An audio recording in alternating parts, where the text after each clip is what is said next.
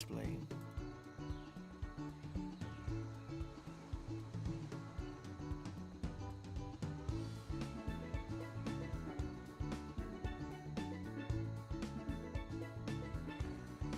Okay, we should be good to go.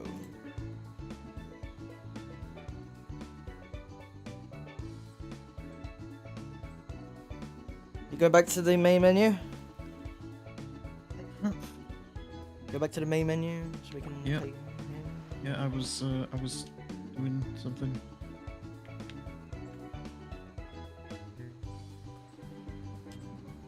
Or I might move my microphone back a bit so it's not so far in my face.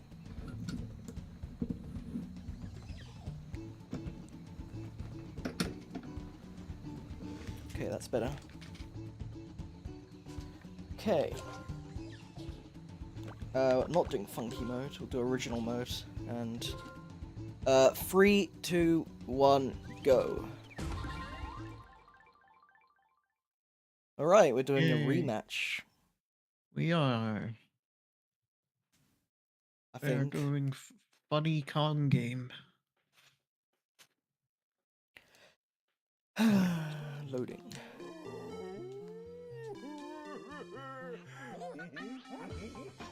That's interesting. I didn't find the final boss too hard in the end, honestly. I did. It took me like an hour to beat, so.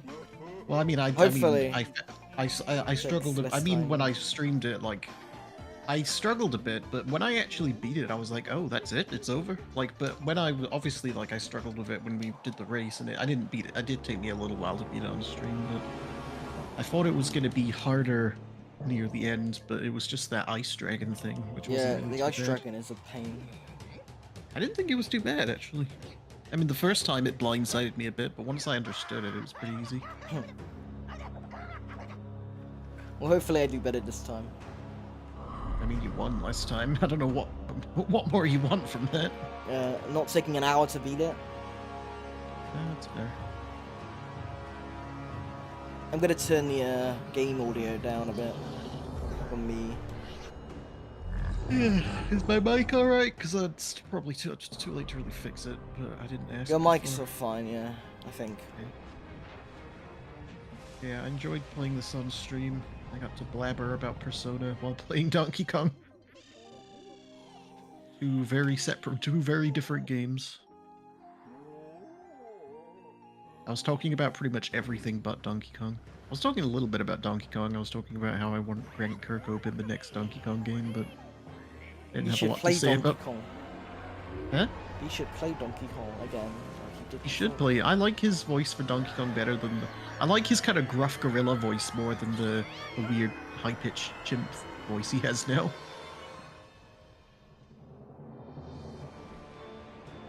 Donkey Kong's like a big buff dude. He should sound like a big buff dude.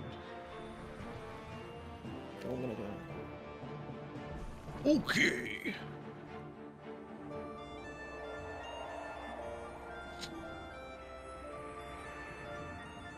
I'll say it's a bit weird to have a game with unskippable cutscenes in this state. Yeah. I thought there was a way, but I guess not. I don't know. I mean, to be fair, there's what, 2 cutscenes in this game? Yeah. Well, 2 unskippable ones. The pre-rendered You can stuff skip the ones in the when you go to like Yeah, the bosses. I was about to say that. Yeah, you can skip those ones. Wow. This is the level I played at the convention when I first played the game, I think. Nice. This is a good game. It's kind of difficult, but it's good. It's just a solid platformer. Nothing more, nothing less. I think it's a bit more than that. Yeah, I would say that's true. I'd say it's better. Yeah, it's more than it's better than an average platformer. I don't know. The way I said it, it made it sound like I was saying it was average. No, it's not average. It's a very solid platformer. I preferred the aesthetic of the original Donkey Kong Country, but I kind of prefer this one because I feel like the controls are made better in 3D space than in 2D. No, the aesthetic. Yeah, but I mean like the graphics for the original Donkey Kong Country meant that like the controls were more stiff because of it having to be in a 2D space. Because they could only do the aesthetic because of the 2D sprites and stuff. Yeah, I don't know. I feel like if they could have made it, they could have tried to match the darker kind of aesthetic, cartoony aesthetic if they really wanted to. I think they just wanted to do it differently, which is fair. I don't know what you mean. Like, are you talking about like the actual the fact it's like 2D sprites or? No, I mean the actual like just style of it. Like it just feels a bit darker and sort of a more like a. I don't know. I guess this game is a bit brighter. I mean, I'm not even saying it's a bad decision. I just personally like the old one better. But it's like. I like this game that has like a load of like background detail and stuff where like in the original it was just mostly like just one background, but like in this game it's like a load of minor details you can see in the background. And like when you replay the levels you can see more and more things like that you wouldn't notice than the first time playing it.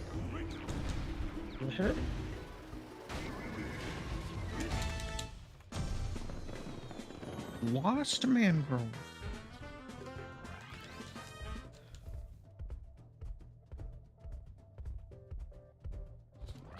I think I'll do better than last time. I don't think I'll win, but I think I'll do better.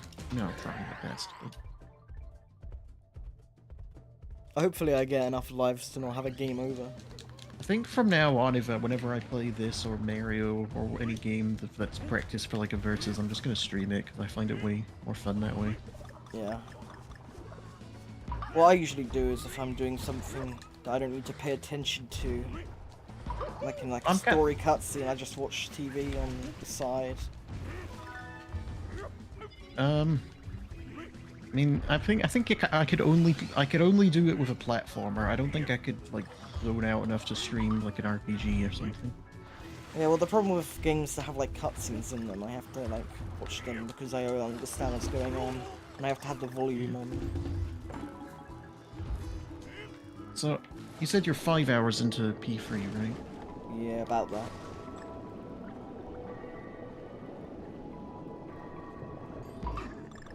I went to the dungeon, but I only got like 5,000 yen from it, which was nothing, so... But I haven't like sold the coins yet, but I don't really know how many I have, because I haven't checked. So, I don't know how much money I'll have at the end. But the problem is, like, 5,000 yen is like nothing in the context of the game. No, well that's kind of the point, like, you'll get more the higher up you get in Tartarus, but like... And you'll...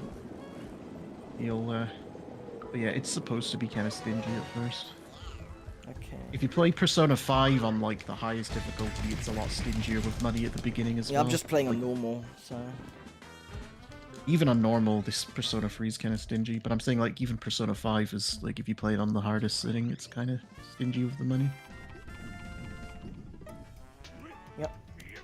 Well, I did just like I totally used like the money, like money trick. There's a really good money trick in Persona 5. Also, the thing where you like interrogate them for money. No, what you do is you use like Palimpa on a boss in Mementos, and then they just like give you shit tons. Oh, I know about that. Yeah, but I mean like at the beginning of the game, like before you have access to all that stuff, like in like Kamoshida's palace. Yeah, I didn't really struggle too much from that though, like with the basic. Like I said, like I mean on like Legend mode or whatever the name of the hardest one is. Merciless, that's what it's called. Yeah, I just play on normal. I don't care. Well, normal money's not really that big of a deal, really, in that game. It's only on, but they like think you get less from fighting and things sell for less as well.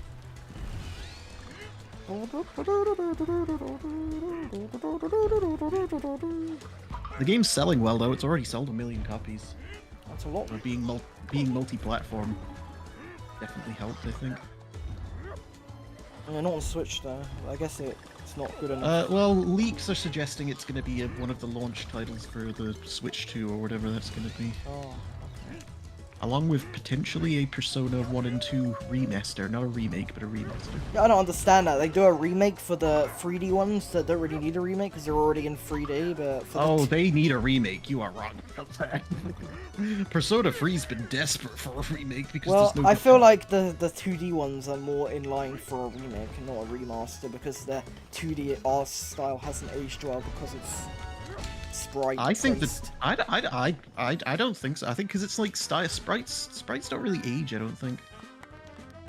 Well, they Like do sprites. because they're all like 240p. They don't look as good on a 4K screen than a 3D game because they're all. It's because that's just part of the art style. Same reason like you don't see Mario Worlds aged poorly because of being a sprite game. No, but I'm talking about like these early 2D, these early like PS1 games from like the 2D backgrounds, like Ocarina of Time on the N64 has like the really pixelated background with like. Oh, well, I 3D. think Persona 2 is a little different than that because it's got like character sprites and stuff. It's mostly a 2D game. Persona 1 and 2. And they also already got I like thought a soft I version. thought it was like a 3D background. I thought it was like a 3D space and stuff. It's like sort of like a 3D. Oh, Persona 2 has like a 3D world, but like 2D character sprites, and Persona 1 is just. Persona 1's like weird. I don't even really know how to explain Persona. Honestly, though, I think the reason they didn't remake those ones first is because like Persona, like whenever they would hold a, because they would repeatedly hold polls for like games people want remakes of, and Persona 3 and 4 are always like at the top of the list every time. Yeah. Well, that's because And nobody's actually played the first two, so. quite a lot of, well, not the first one, but the Persona 2's got a crazy cult following. People love that game. Well, how come nobody wants a remake of it then? What do you mean nobody? Seriously, go look online. You just said like, that the polls suggest that nobody wants a remake I of didn't say. Persona 2. I know. I compared said to, that like... people wanted. I said that the most wanted was 3 and 4. I didn't say nobody wants Persona 2. Well, that's people... not what I meant. I meant that in comparison to 3 and 4. Oh, in nobody... comparison, yeah, but yeah, in comparison. But I mean, like, you know, that's like, there was like 10 games on that list. And Persona 2 was like after 4 or something. They should remake Persona 5. I think Persona 5 is, well, it very much sounds like they've already started working on remaking Persona 4, which doesn't surprise me at all. I don't really think that game needs a remake, per se. It'll just be like the Persona 3 one, because like Persona 3 and 4 had pretty similar graphics. I In the guess original. so, yeah. It'll just be like that. They'll just amp up the style more and maybe remix the music, add some extra story scenes. Yeah. I think Persona 3 needed it more because there was no like definitive way to play the game. Yeah, I think so too. But even that, I will say though, I haven't finished it yet, but I'm loving 3 so far. I love the extra story they've added. The quality of life makes it way better. Tartarus is way better. I just feel like I don't really have anything to do. Like, there's less, like, compared to, like, Persona 5 when there's, like, so much shit you can do. Like, Yeah, but you're right. You're literally right at the beginning of the game. I More guess. stuff, even in Persona 5, more stuff unlocks as you get further in the game. Like you get access to more social links, more activities to do, and stuff like that. I hope Persona 6 comes out soon. Because even at Persona 5, you can't really do much at the beginning. You can't even go out at night at the beginning of Persona 5. Yeah. But I just feel like there's, like, more locations to go to in, like, the beginning of the game, Persona 5. And, like, the fact you get, like, the big palace at the beginning and stuff like that. Yeah. I mean, if you like Persona 5 more, that's fair. I just think you gotta give Persona games a bit of time before you know, because Persona Yeah. games always take a while to get going. I'm not saying Persona 3 is a definitively better game.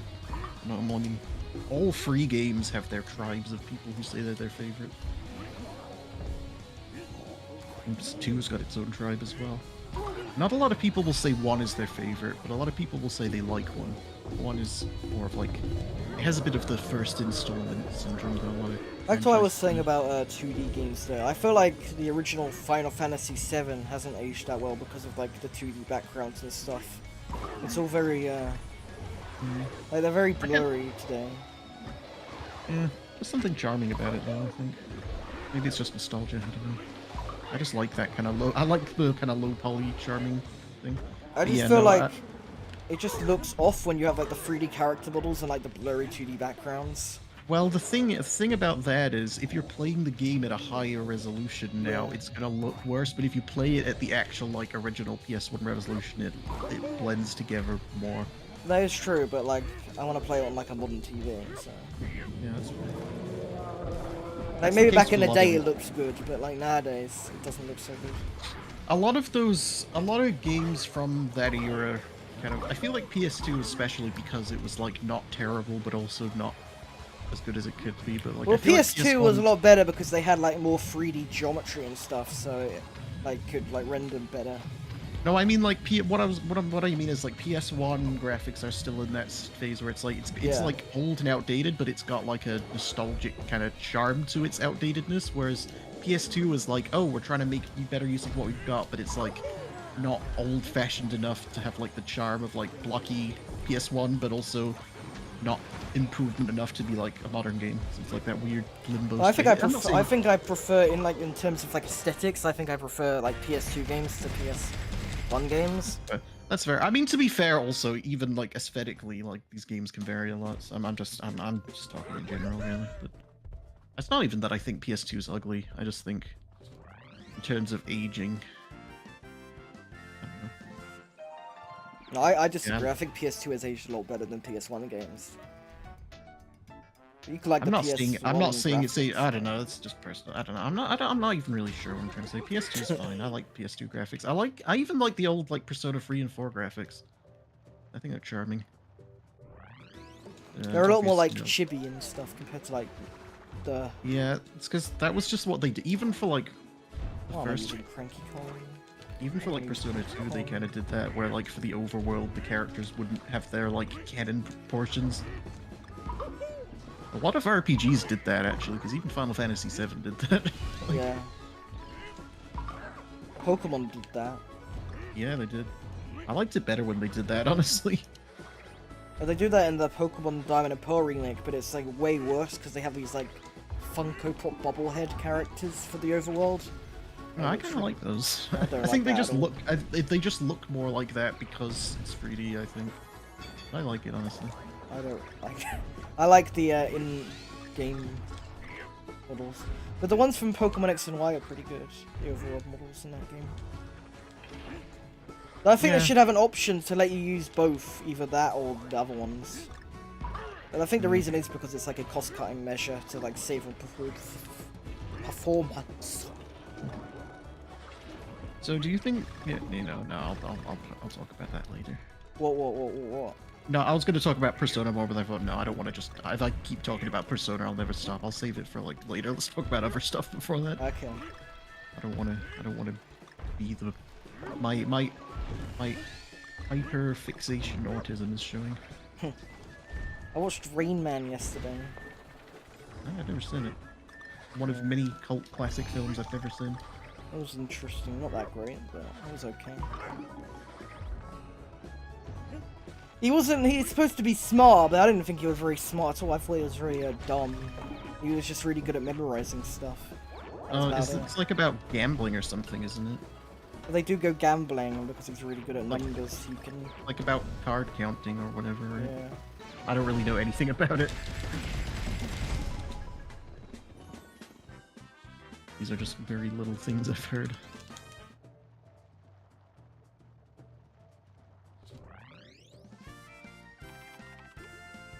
Where are you up to? I can't see I can't see Level your game. 2-2. Nice. I don't know where I am. I think I'm on 2-1. I hope Persona 6 has more interesting dungeons, because the dungeons in Persona 5 are okay, but they're a bit too tedious. I think even just honestly, it's like having non-random dungeons in like a Persona game of that format was already kind of a new thing in 5. I want them to be more like Zelda dungeons. But I don't know if they're gonna do that. I just hope they're like a bit less tedious with like pressing buttons and doing stuff like that. It's a bit more like interactive and puzzly than just like these really simple ones. I thought the cruise ship was the best dungeon. Yeah, that's one of my least favorites because it just drags on forever. I like the puzzles in it. Like when you go into like a mouse, you turn into a mouse. I and like stuff. that. It's not even that I don't like it. It just goes on for too long. Like, I don't know. I like the casino one the best, even though that one was probably too short. Well, I thought it was perfectly lengthed. I Yeah, thought maybe. the spaceship one just went on forever and ever and ever. It was just way Yeah, I too wasn't long. huge on that. I mean, I kind of like how much it varies in scenery throughout it, but yeah, it does overstay its welcome a bit. Do you I don't know. I think they'll think change the gameplay to not be turn-based anymore? Or do you think it'll still be turn-based? I think it'll still be turn-based because I feel like they've like found a good take on turn-based. Like I think because a lot of people turn-based's got a bit of a stigma over the years, but I think the main problem isn't necessarily that turn-based is like can't be exciting or interesting. It's more so that a lot of people haven't really been innovating on it. Whereas I think Persona kind of, Yeah. I wouldn't say it innovates on it, but it's got like its own take that's interesting enough. Well, my big And problem same with- is like fight like just way too many enemies that you have to fight in Persona 5. Like there's so many like enemies you have to fight in like the dungeons. And I wish like you fight the same enemies over and over again. If you just like fought one enemy like one time and then there'll be like more variations of different enemies, it'd be more interesting. yeah, it's tough to do that in an RPG. And like have though. different ways to fight them. I mean, it's tough to do that because RPGs are kind of designed in a way that kind of requires you to put a lot of stuff in them, which Yeah. makes making every enemy unique kind of tough. It's not like a platformer. I think it's better if you have like bosses instead of just like random enemies everywhere. I mean, Just they have like- that in they have both in Persona though. Yeah, they do have Yeah, bosses, but they could like have more bosses and less random enemies. It would be more fun. This is a nice one. I just want more like interesting fights instead of just like doing the same thing over and over again. Like, because in Persona it's like you just like cheese through it, like pressing like the same buttons, doing the weakness over and over again. It'd be cool if there were like more like unique weaknesses to fight them. You have to think more to fight the enemies. There's a couple of fights that are kind of interesting in how they do it, but mostly it is just kind of like find the weakness and stuff. Yeah. I don't know. I don't mind games being a little grindy as long as like the core of it's fun, honestly. But like depends on the game really. I just really don't like grinding. It depends on the context of the grind. I don't like grinding just for the sake of grinding. It depends on what's happening around the grinding. Died first. Oh, come on, donkeys.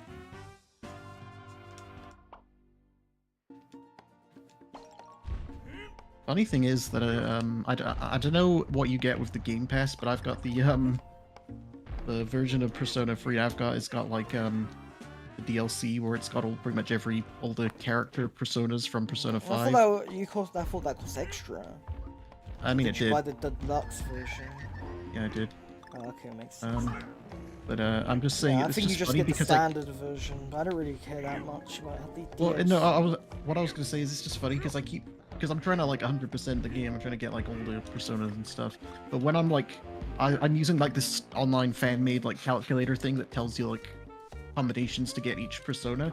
But because it doesn't account for the DLC, sometimes I'll be like, okay, I'll do this, and it's like, what? I don't want to fuse Arsene. What the hell's going on?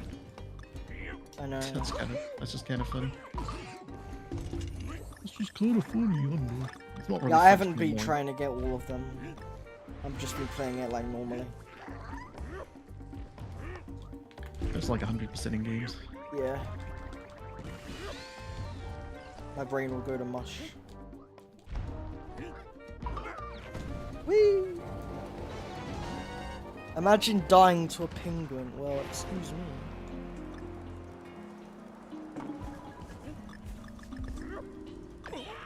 Not that bad. I am. I don't know what it is, but I'm not crazy on the enemies for this game. They're not like bad. I don't know. I like the I think the Kremlins are just kind of more interesting. I don't know. Maybe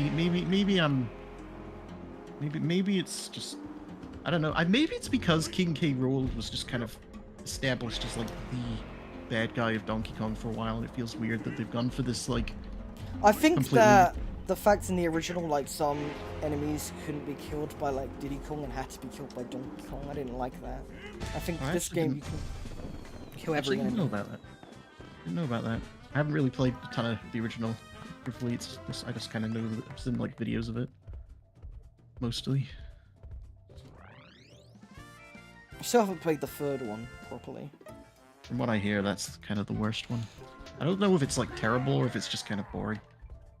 You There could is play people- Mario 64 in it, apparently. Oh. Kind of like in like Yakuza, you could play like retro games. You could play Oh, Mario that's- 64 in it. You can play a game newer than Donkey Kong Country 3 Yeah. in Donkey Kong. Wait, how? Wow, SNES is more powerful than I thought.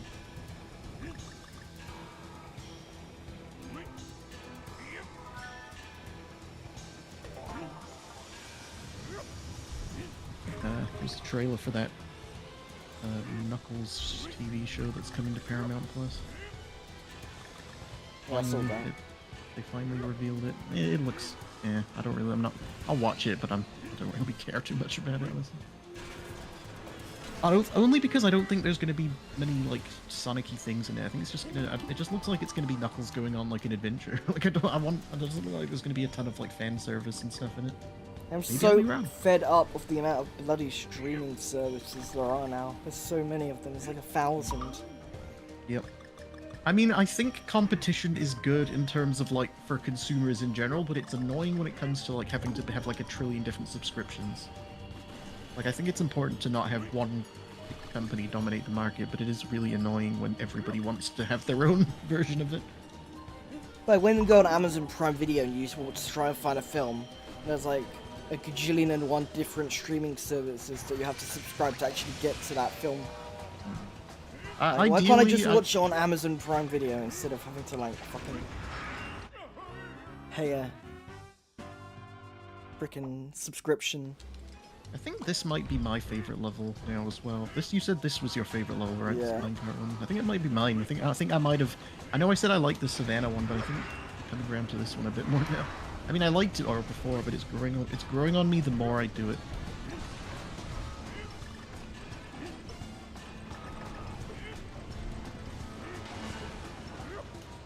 I died in the most stupid way possible. No. I will say I do still hate that the Persona 5 Royal has such a lame ending. Like, Yeah. I really like the actual like story in Royal. Like I love the new stuff. I like the new villain. I just hate that like. Why am I doing they that? had I don't need to do that. I think the original had a really good ending, and they just replaced it with a really anticlimactic one, which is annoying because it's like for a lot of people who have to, that's just going to be the ending they know. Like people who didn't play the original are just going to know that ending. It's a little sad. I like the ending that goes into the Wand of Gamelon. Yeah, that's my favorite. No one ever talks about it anymore for some reason. When they go in the minivan And they they find the mirror in the palace and they smash it, and Link comes out and says, "What happened?" they crash into remember that. Gloom's magic carpet. Now, he wasn't in Wonder Gamelon, he was in Faces of Evil. Yeah, but he's in both, really. No, Pretty sure he was in Wand of Gamelon. No, he died in Faces of Evil. He That's doesn't it. die in Faces of Yeah, he dies. He gets decapitated. No, he doesn't. I've I played don't it, remember. I know. People used to make YouTube poops of the famous Rotom decapitation scene all the time. It was really funny. No, you're lying. You're lying. I am lying. Roman is like, he's a main character. in both He is games. the main character. I think the king has. The king's is the not real gonna main be character. in any. No, the Yeah, he's- king that has to scrub all the flaws in Hyrule. Oh no. Well, no one cares about it. He has one line that people put in YouTube poop. It's not enough material. There's only so much you can do with Have Mercy.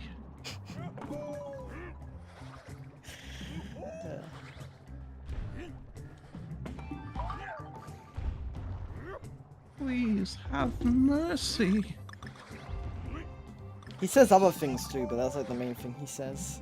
And yeah, it's most of the YouTube poops were from the opening and ending of those games. Yeah. So it's like, you know, the people who animated that made like a whole Warcraft game with that kind of cutscenes and Blizzard scrapped it before it was like finished because they didn't like the game. But like the game. When was that? Online. It was like, it was around the same kind of time as that. It was before World of Warcraft. But I thought Warcraft came out after CDI. I thought the first Warcraft game came out in like 95. Yeah, it was like 91 or so. Maybe it was. I don't know. I know it was maybe I'm wrong about that, but I do know that it was like the same team. Did you watch the Warcraft movie? I did. I wonder why they didn't make a sequel. Because it didn't make enough money. I guess Made so, yeah. a ton of money in China and like no money anywhere else. I saw it in the cinema and I was really confused because I had no idea what was going on. I think that's the thing. It's not really. Only really, even if you play World of Warcraft, it's only interesting if you follow the lore. Like if you play World of Warcraft but don't follow the lore, it's like not really interesting. It was barely live action because there was like most of it was just CGI. I mean, I'm fine with that. I don't know. The problem is that like they wanted to do like the whole Warcraft story clearly, but the problem is a lot of the best Warcraft story isn't in like the Warcraft 1 thing, which is kind of what that movie was a loose adaptation of. It was Warcraft 2 and 3 is where like the story is interesting, but the problem is they couldn't really just do that without doing Warcraft 1. Do you think they'll ever make a Destiny movie? I mean, anything's possible. A lot of things are getting movie adaptations. I won't see it. I'll say that much, but it's because I haven't played Destiny. Yeah, I haven't played Destiny either. I played the beginning of Destiny 2, I think. But... I heard that for a while I was hearing people say Destiny 2 is pretty good, but then in like recent expansion, I've heard people saying that it sucks. Boom. Did you hear the One Piece dubcast is coming to London for a convention or something? I didn't know that. I might go see that. I don't know. Thing is, I've mostly only seen the Japanese dub. Yeah. English dub is good.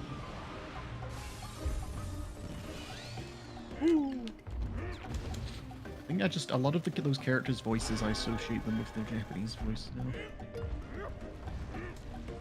I kind of think of like both at the same time.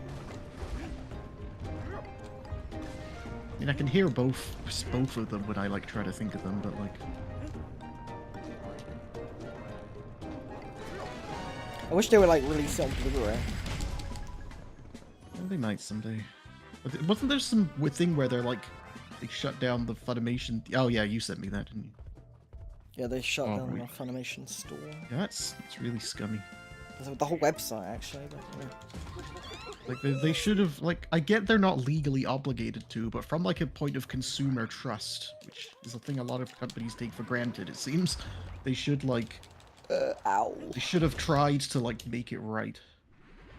I will say Funimation as a company has had a bit of a history of making questionable choices, though. Like even if the writers and stuff are good, the actual company's always been a little bit weird. Like, it was, making the decision to change the entire Dragon Ball Z soundtrack in the first place was a bit weird. Yeah.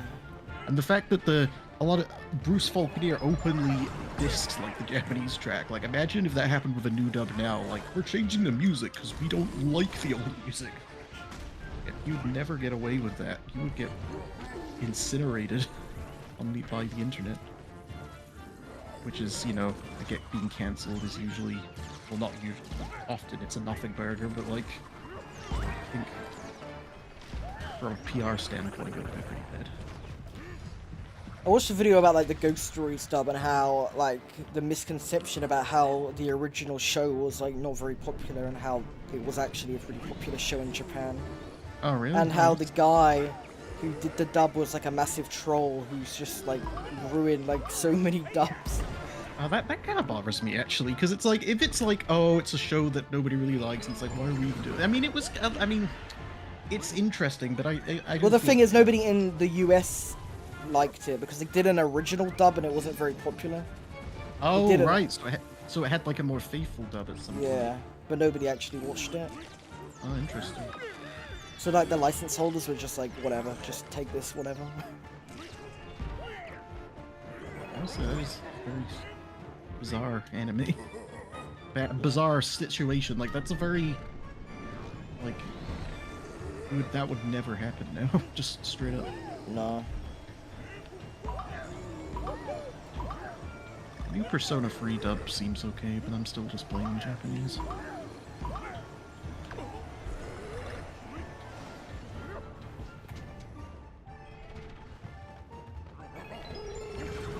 Not sure why they changed the whole cast.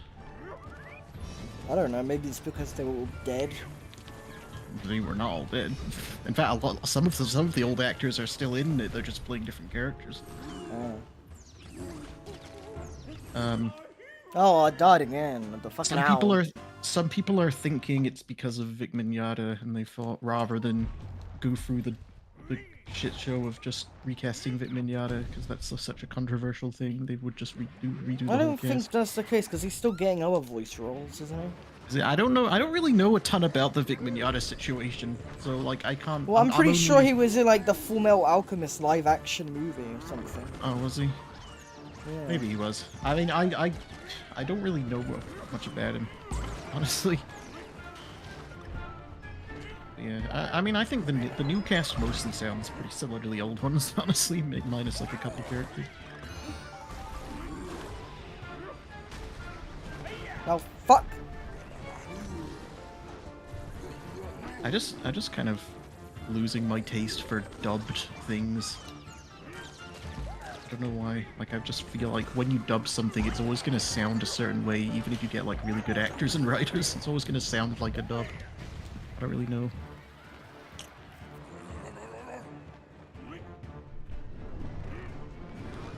I feel the same way about the Yakuza games as well. Can't play them in English. I think it's just the stigma that it's not the original. I don't know. I mean, I mean, like, you watch English shows in English, right? You don't watch them in Japanese.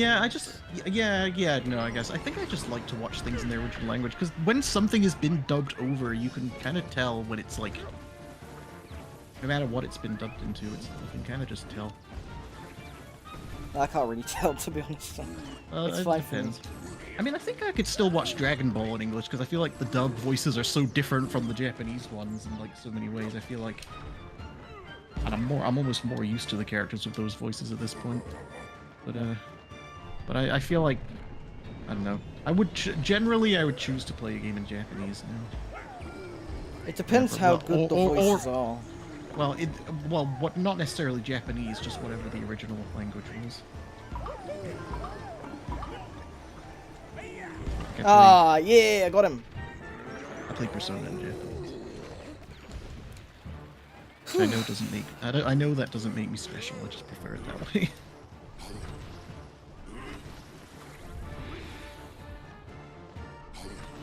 I did hear like the dub voices and like trailers and stuff. Though they do sound.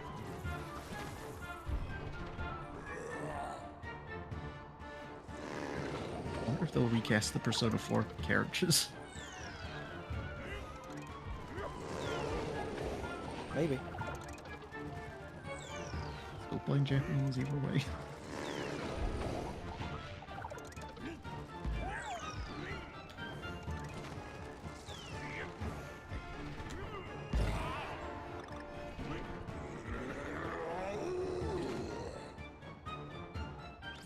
I heard a rumor.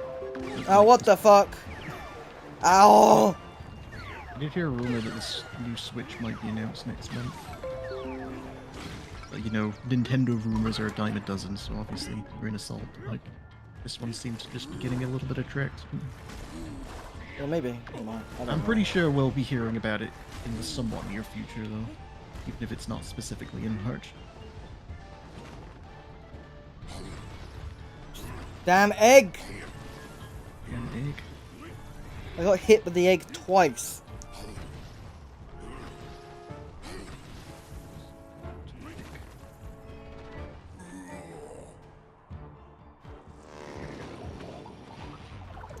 Do you have the chat open?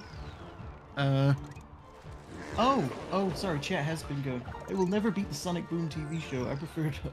Oh, I'm so sorry. I haven't been seeing the chat. No. It's really hard for me to look at the chat when I'm using the capture card versus when I'm, like, recording from an emulator or from just a PC game or something. Okay, beat the fucking owl! Because, like, normally I'm looking at my monitor... Oh, nice, you beat it. Normally I'm looking at my monitor and, I can just glance to the right a little when I want to see the chat, but I've got to like completely turn my head like 90 degrees to see the chat now. More than 90, it's more like 125. My brain shut down trying to do maths for a sec. I'm stupid. Okay, Grassland Groove. Grassland Groove. I did beat the owl. Hmm? What do you mean you did beat the owl? I beat the owl! Yeah, and, well, why did you say it twice? What was the reason for clarifying it? I don't know. I didn't think I said it first, so... Oh, I heard you say it before. I wasn't sure if, like, you thought that I questioned whether you beat it or not. No. Oh, okay. You were just reiterating. Oh, I'm dead. Oh, that sucked. I almost I don't believe I beat the owl! I prefer dubs to subs. I don't want to read every second of a show because a lot of people I know say that. Like, yeah, I'm the same. I can't freaking constantly... Like, I always look away and stuff, and it really annoys me. I guess it depends on the person. I can read pretty fast, so it doesn't bother me too much. Like, I can typically read faster than someone can say a sentence. I get why... And I do consider dubs like almost an accessibility thing in that sense. Not to say that people who prefer dubs have a disability. More of like a comfort thing for me, because I'd rather just be... It's just more comfortable. Yeah, to, like... comfort's fair. That's fair. No, I get it. It's completely valid. I mean, like I said, I just prefer to play things in their original language. Also, just... I mean, like, when I watch TV shows while I'm playing games, I'm not going to be watching, like, a subtitled show while I'm playing games, because I wouldn't be able to read it while playing the game. I sometimes put subtitles on even when I'm watching it in English, just because I'm a bit hard of hearing, so the closed captions help a bit. Well, a lot of people do that because they don't have surround sound systems, so it's, like, very hard to, like, the dialogue is all fucked up because they're not mastered for the speaker system properly. Which, I don't have that problem because I have a decent speaker. Kinda. No, for me, I'm a little hard of hearing sometimes. Having the subtitles helps a bit. One of the reasons I don't have a great ear for like audio quality and stuff, because I don't have the greatest ears. I can do some audio stuff. You can definitely do more than I can.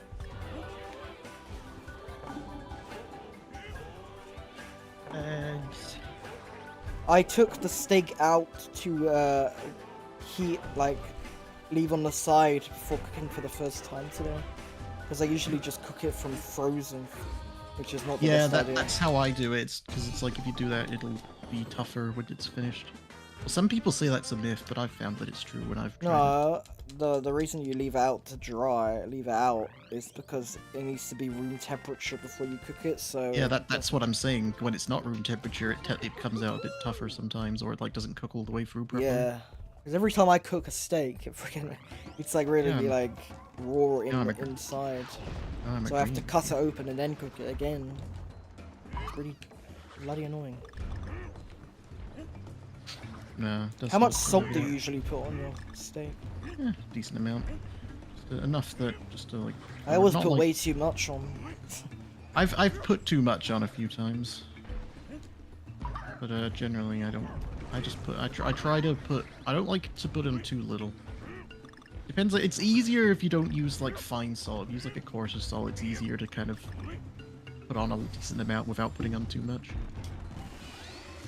I don't even know what my salt is. I just use like the sea salt thing. If you use like really fine like table salt or whatever, or like just anything that's not like super coarse, it can be a bit harder to like not oversalt it. I used to never use subtitles, but my girlfriend realized that for some reason she makes me use them. Yeah, I didn't when I was younger. When I was younger, I didn't bother with subtitles, but now I like to have them on. Yeah, it really has to do with like what kind of speaker system you have, because older films used to be mastered for like stereo speakers, but now they're all surround sound mastered and like Dolby Atmos stuff. So if you don't have that kind of speaker system, it's probably going to be harder for you to understand what people are saying. It's just harder for me in general, no matter what the audio quality is.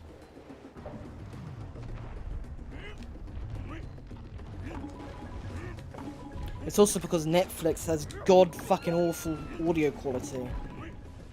I don't really watch Netflix. I'm boycotting Netflix because I hate them. The quality is so bad. I tried to watch an animated film and the bitrate was like under a megabit.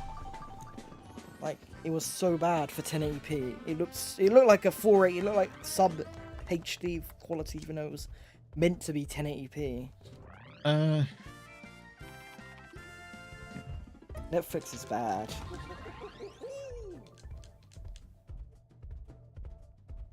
And the worst part is, like, they have some shows that are already on Netflix, and you have to watch them in their dog shit quality. They don't release it on Blu-ray. They're releasing Sonic Prime on Blu-ray, I think. That's nice, I guess. Well, that's a Netflix show. Yeah.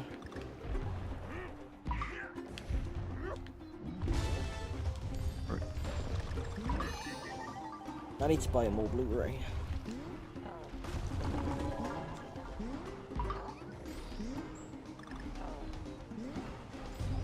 Disney Plus quality is not that bad. I was watching Disney Plus just before the stream. I was feeling a bit dizzy. Why were you dizzy? I had an energy drink. I've had too much of them lately. I've been very irresponsible. Reasons to not drink energy drinks. I don't really drink any energy drinks. I just have. I don't very often. It's just I've been feeling kind of sluggish. I don't even drink any fizzy drinks. I only drink the sugar-free Monster, which I know isn't healthy, but it's like even that I don't drink it. Maybe I can't stand Fanta Zero. It tastes awful. I need the one with sugar. 2 or 3 times a month. 2 or 3 times a day? I said a month. Oh, a month. Okay. No, not a day. I would be dead. Making me dizzy just having one today. I have a bit too much Fanta. I usually just drink water, honestly. Like, I didn't used to. I used to hate water, but now it's like practically all I drink. Yeah, it depends on what kind of water it is. Like, if it's like really I don't drink tap water. I only get like bottled water. Tap water. Well, I drink tap water, but it depends on like how long you leave it out for. Because some tap water has a lot of crap in it, but then you like wait a few seconds and it gets real clear and nice. I'm a water connoisseur. So. For me, no matter what I do with tap water, it just irritates my throat, so I just get the bottled spring water. Like the water they have in like Devon is way worse than the water they have here because of the minerals they use into like they put more sodium into the water here and the tap water here, which makes it taste a lot nicer. Because it feels very stale in like West like UK. What other things are you a connoisseur of? Burger. Zelda. The best burger. I don't know. Five Guys. It's just funny how you said, I'm a connoisseur. Okay, what's the best burger? I don't know. That sounds funny. I've had many burgers, but Five Guys is pretty good. Smith & Weston burgers are also pretty good. You know what? Those burgers, they're alright. I think it's easier to make a good burger than it is to make a good pizza. And I know that's like a strange comparison, but I say that because... I don't think...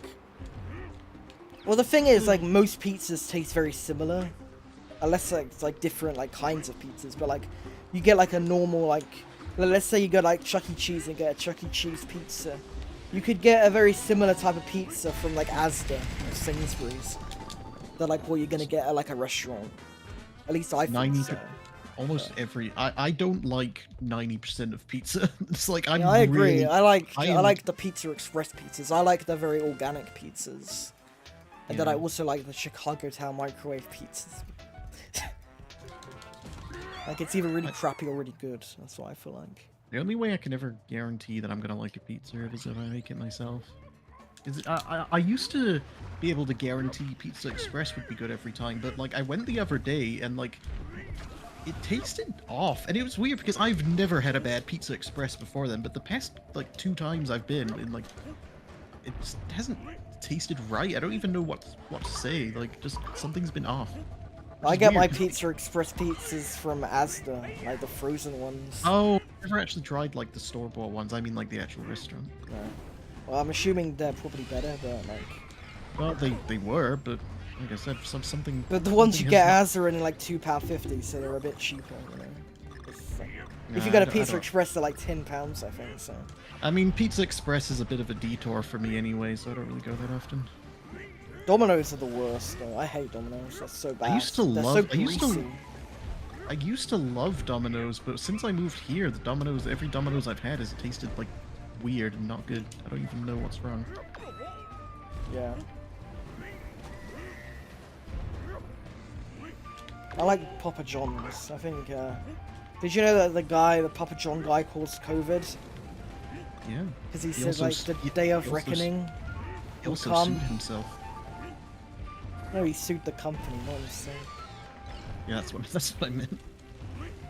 They said the day of reckoning would come, like, in late 2019, and then, like, a few months later, COVID happened. I think Domino's best thing is the potato wedges. They do some good potato wedges. They used to do these really nice waffles with like an icing dip, and they haven't do them. It was like ages ago, like forever ago, but they don't do them anymore. I'm really sad about that. Back in the day, all these pizza places, they used to do like donuts and stuff. They don't do that anymore. They just do like really boring desserts, like ice cream, like Haagen-Dazs ice cream, for exorbitant prices, like £5 for like Oh yeah. a £1 ice cream. Sorry, just to answer what you said in chat. Do this best one. Yeah, it does suck when Netflix cancels a ton of stuff, and also, yeah, Papa John's is alright. I prefer Papa John's to Domino's, even he like.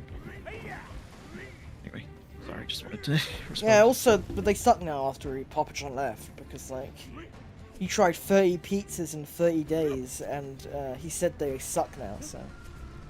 I mean, they still sell the one that's called like the Papa's favorite. It's like supposedly his favorite. Yeah, but he said they're worse now because he left. I don't know. I mean, probably.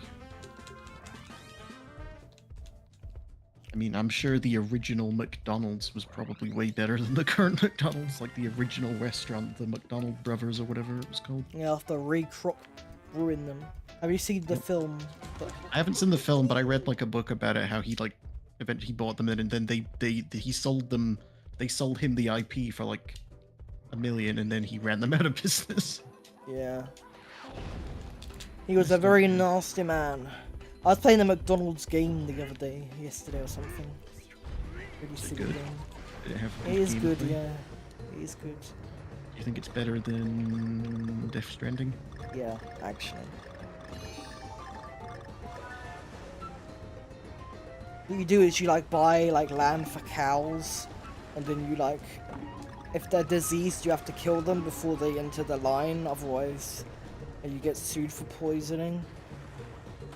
Because you don't want to eat burgers with ill cows, because you'll get mad cow disease. I always wanted to play a game where I could get sued. Or play the McDonald's game. I will. But you can like, but then you also have like these problems from like activist groups, like obesity groups. But then you could like hire people like health professors to say that McDonald's is not bad for you, but it costs like money. That reminds me. You know, I don't know if you. I know we talked a little bit about our world, but like there was like, I think I mentioned there was one model that was like, people were saying was almost verbatim ripped off of like that wolf Pokemon from Sun and Moon. I forget its name. Power World, yeah. Yeah, but then it turned out the person who made that tweet where he was like, "Look, these models are like identical." He actually faked it, and he admitted it, saying he faked it because he didn't like that there was animal cruelty in the game. So, like, what you said just reminded me of that. Oh, really? Peter Yeah, did something about, like, Peter banned, like, sorry. carousel rides because... Can we pause for a second? I really need the bathroom. Sorry. Oh, okay. Yeah, be right back. There is no pausing!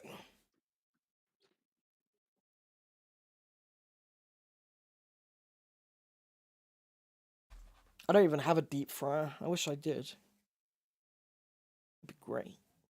I have an air fryer, and it's not that great, but...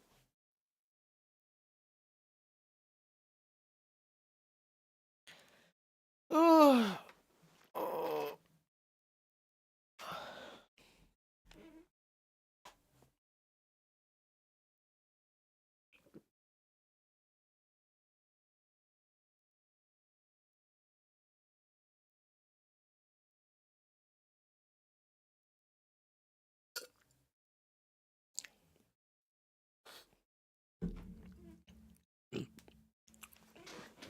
Oh.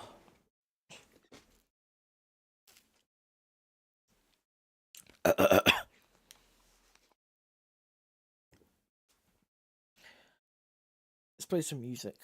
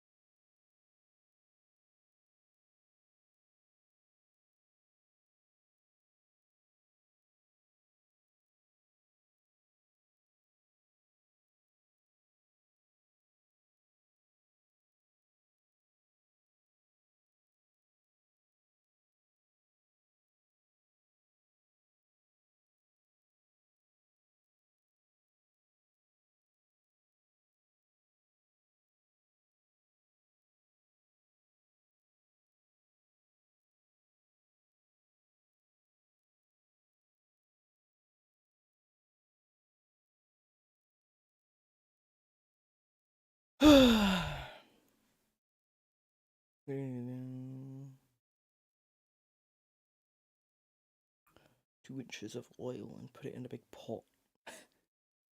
I guess so, yeah.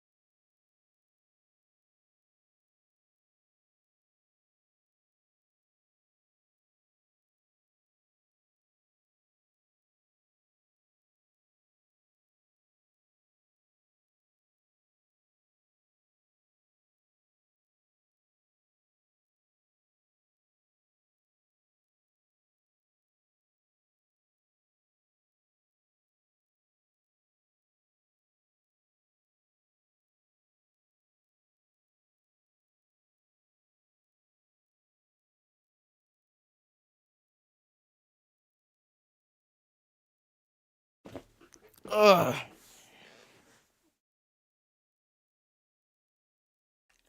Ugh.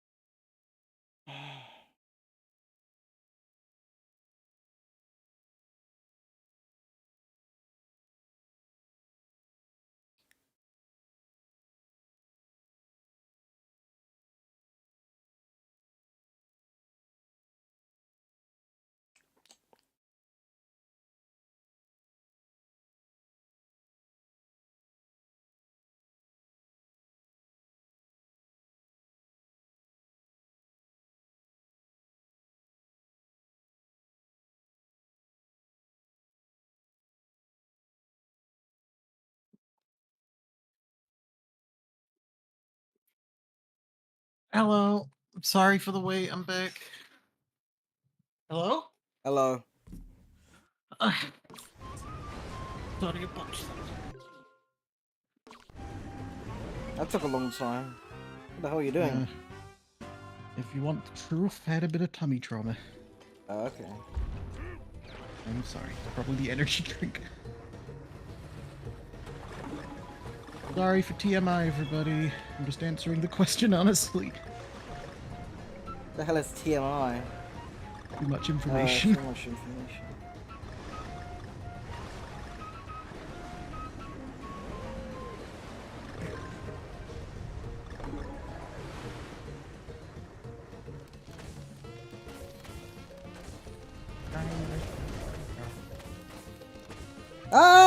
Ah! Hello? Hello. What What are is you it? up to now? I'm on level 4-5, about to be on. I think. I'm not I don't know 100% which sure, one actually.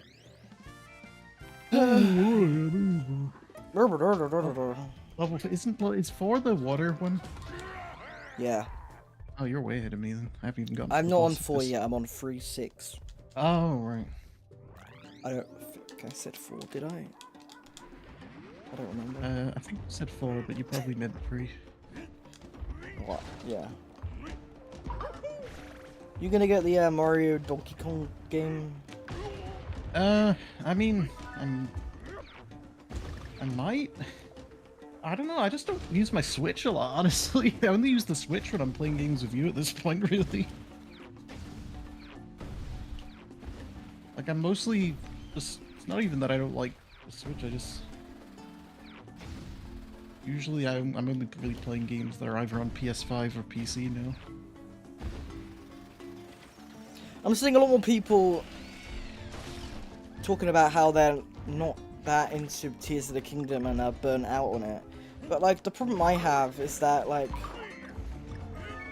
people are like, oh, if it came out before Breath of the Wild, there'll be a there'll be a lot more into it. But like that's kind of dumb, don't you think? Like you'd be more into a game if another game didn't exist. I think it's well. I think what they're saying is it's like if we hadn't already had this experience in Breath of the Wild, it might have been more interesting because it would be fresher. But because it's basically just Breath of the Wild again, it feels like it's the same reason people were kind of disappointed by 3D World. It's not because it was bad. It's just because we just had 3D Land, so it was like people didn't feel like it was like a new thing. But I feel like it kind of like admits that like Breath of the Wild isn't exactly that replayable of a game because it's like just very repetitive in terms of like what you do. I mean, big RPGs, or not even RPGs, but big open world games, typically people don't replay those. Like a lot of people don't replay Elden Ring because they're just too big for their own good, and replayability is important in like shorter games, I think, or like choice-based games like Baldur's Gate 3.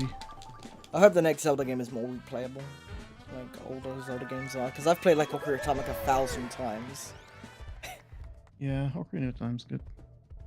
You could just like replay the dungeons over and over again; they never get old. So, well, with Tears of the Kingdom, the shrines, they're not that fun to replay.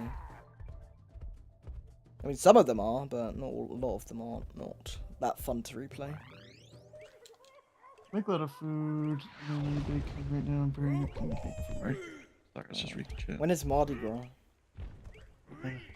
Wish I could answer, but I'm uncultured and stupid, so I don't know. I'm sorry. I had a dream that like Smiling Friends Season 2 was coming to Netflix in July, and I was really confused. I'm looking forward to that. They did show a little preview of it, something. Did they? I didn't see that. It was mostly still in storyboard form, but it was like they showed like a scene from like an episode. Yeah, hoot and a holler, just like the first season.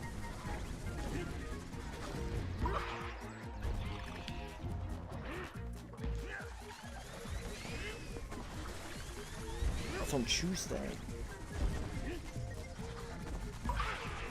That's February 13th, Desperation Day. Didn't know that was a thing. It is a thing, Desperation Day. Was today Valentine's or yesterday? No, it's on Wednesday. Oh, I thought Valentine's happened already. No. Oh, is that Desperation Day? Yeah, the day before Valentine's Day is Desperation Day. Oh, I didn't know that. When all the women that need a date are desperate. Why just the women? I guess the men too, I guess, I don't know. Desperation is not gender exclusive. I guess so, yeah.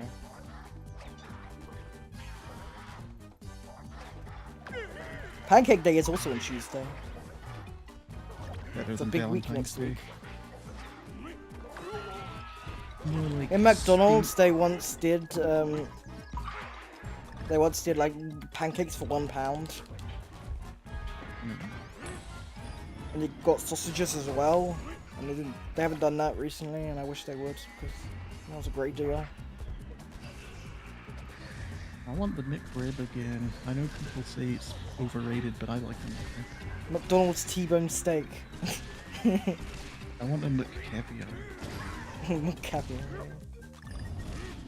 They you did use do the lobster. McDonald's Rewards app? No, I don't. Oh. I can't get it delivered, so I don't really go that often. I don't have it that often. I got a free McFlurry from it.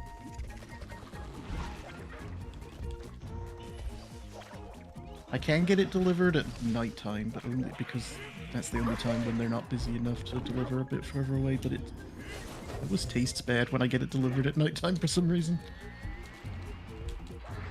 Oh, the demons. They make it taste worse. Ow. Right, Oh, I did it, yeah. Hey, Lois, this is worse than the time I played Donkey Kong. This is like a freaking Saturday night pizza at Donkey Kong's house. It's even worse than Saturday night pizza at Peter Griffin's house. No, I don't think that's a good Peter Griffin impression, to be clear. I don't think I'm doing a good impression. I'm just being stupid. Gex says that, not Peter Griffin. Huh? Gex says that, not Peter Griffin. Yeah, but I was doing the Peter Griffin version of it. I said, yeah, this is worse than pizza at Peter Griffin's house. I never really watched Family Guy. Every time I see Family Guy clips, I don't really find it very funny. Family Guy is like a junk food adult comedy. It's like, it's easy to watch, but it's like not really spectacular. Like, it's got some pretty funny stuff in it, but it's like... It just seems edgy for the sake of it. I mean, in newer seasons, they've stopped doing that, but they definitely did. Well, I'm not going to say it's not edgy at all, but they've stopped falling back on just the joke on shock humor for the sake of like, because it did get a bit old, but like, hey, a funny rape joke or something really tasteless like that, like falling in someone's face. Just stuff that it's like the joke is that it's shocking, which is like you can only do that if you do it too often. It stops being shocking and just starts being annoying and weird. Like, because if you hear it every 2 seconds, it's not shocking. It's just, I don't know. Also, shock humor is not really something people like. And I don't like it at all. I don't find it very funny. Shocking stuff. Same thing with that Invincible show, though. It's shocking because there's a lot of blood everywhere. I don't find it very interesting. Never seen it. Even though everybody thinks it's like the best shit ever. I thought that Captain Laserhawk was a bit like that, and it annoyed me. I hate it how they had all this stuff where it's like, we're gonna kill characters, and Rayman's gonna smoke crack, and stuff like that. It was a bit, shut up. It was kind of like that, really. Just shut up, guys. Come on. I just don't find it very interesting. I think the art in that show is really cool, though. Like, the animation is really good, and the boarding is great. I just think it's too edgy. I don't care about things being dark. It just feels like it's trying to make you know that it's dark, and it gets a bit annoying. Yeah. I don't mind things being dark. Well, it's all about execution. If it's just doing it to the sake of like showing you, oh, this is not for kids. We're gonna say the F word. We're gonna say fuck and stuff like that. We're gonna say the word damn. We're gonna say the fuck word. This is a Christian stream, we can't say that. Oh, sorry. We're gonna say flip. We're gonna say fabulous.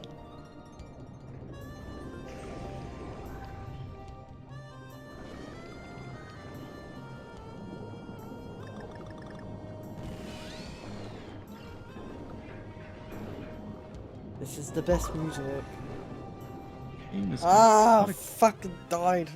Oops. You got any thoughts on the Persona 3 soundtrack yet, or is it too soon? I don't think people saying it's not very good. I thought it was fine. Wait, who says the Persona 3 soundtrack's not good? I'll track them down. No, I'm not. I was gonna say I'll track them down. No, my cousin said he didn't like it as much as the original music. Okay. First off, I'm not actually gonna fist fight anybody. Please. Sorry, Twitch. I know it's not my channel, but I'm sorry. It was a joke. Secondly, I think, okay, so the thing that people are mainly complaining about when it comes to the Persona 3 Reload music is the chorus of, like, the battle theme. And I kind of agree. It's like the vocal tracks that people have a problem with, it seems. Well, for me, it's only that one, because the track for the original, it was like, baby, baby, but in the remake, it's like, baby, baby. It's like, it sounds like it's pronounced too well. It's weird, but it's like, yeah, that's the only thing that really bothers me. The rest of it, I think it sounds really good. They don't have that in it. Yeah, they have Mario Kart music in Persona 3 now. Way better. I would play a Persona 3 kart racing spin-off. That would be great. Imagine getting around like mementos and like Mario Kart. Like go through all the palaces. Like I a want Mario a I Kart. want a Persona kart racer that's all Persona characters from all the games. There was this crazy like mod that somebody did where they made like Ocarina of Time 3D into Mario Kart track. I feel like a lot of let me just read this. I feel like a lot of adult anime stuff not about being Oh. animated, so they have to curse every. Yeah, exactly. I hate that. I agree 100%. I hate it when they do that. They did that that's like we have to show that it's not for kids because it's like everyone associates cartoons with kiddie stuff, which is I don't know, that bothers me because I just want to watch I mean G-Force. there's a lot of anime out there which is not for kids. That's technically a cartoon. Yeah. I don't know, it'd be nice if we could get to a point where people didn't immediately associate cartoons with kids. And just saw it as a form of... I mean, I kind of get why, because a lot of iconic cartoons are for kids, but it's like, it's annoying the way it makes adult shows. I don't know.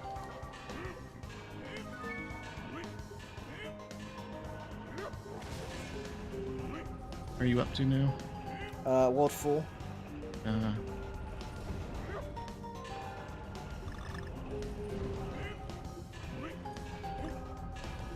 I might do a practice run of this on a stream at some point if we do race this again.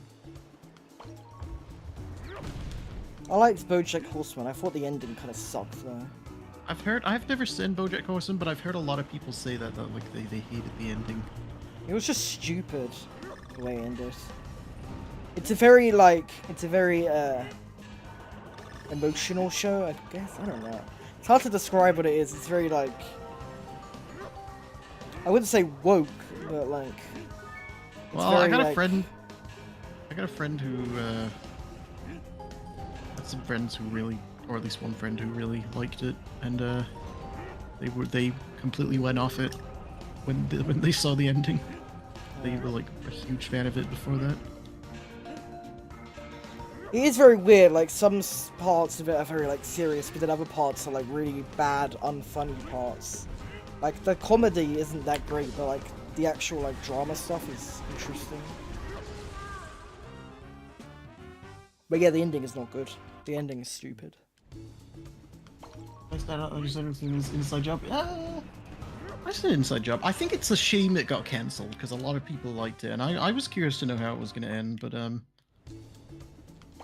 don't know. I need to watch F is for Family. I've heard that's good, but I've never seen it.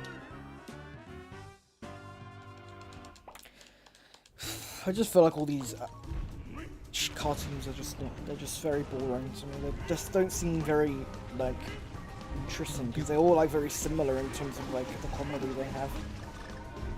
It's all subjective. It is, yeah, but for me, I just don't care.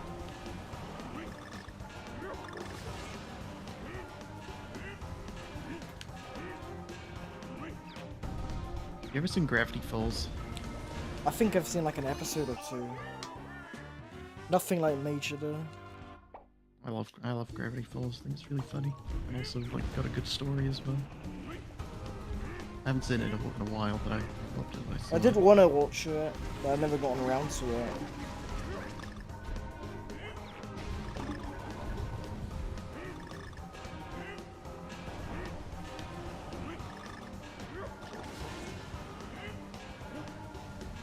Oh, Good Place is good. I liked it when I saw it. I have not seen that. Is that It's animated or live No, action? it's like live action, but it's like sort of it's about the afterlife. What do you mean it's like live action? It is live action, but it's not like realistic. It's not like yeah, it is live action. I don't know what I was it's like fantasy, but it's live action. That's what I was trying to say, but I said it in a weird way. So it's like very much a lot of CGI and stuff. Yeah, this is some CGI.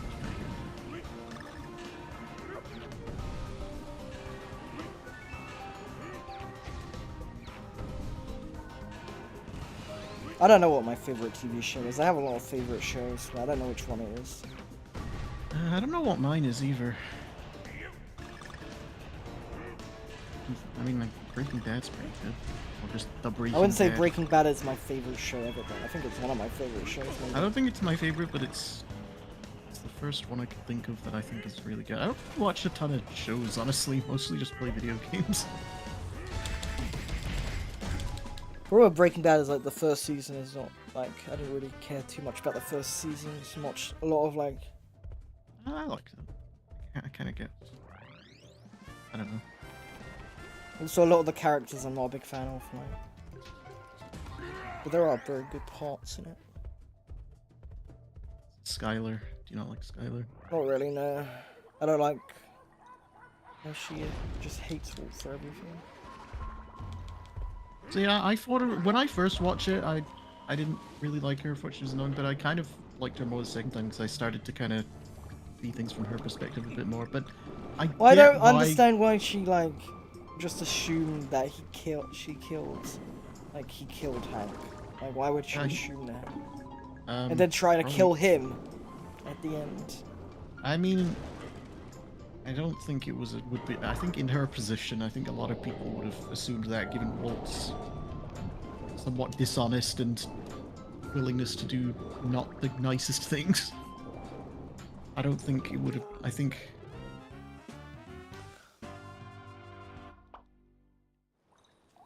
I mean, I think honestly, I think I might have assumed that in her position as well. I don't know if I was. Well, I wouldn't be like, maybe this Walt guy's alright. Yeah, but I wouldn't try and kill him. I wouldn't like. I don't think she was trying to kill him. I think she was trying to like attack him. I don't think she was necessarily. Like, isn't that the point of attacking someone? Well, I mean, like, what was the point of like trying to stab someone? Like, if you're trying to stab someone, like your intention. I think she wanted. I think she wanted to injure him. I don't really know I don't know if she necessarily had a specific goal in mind. I think she was just. Was not a very mentally good place, and I don't really know. Maybe she was trying to kill him.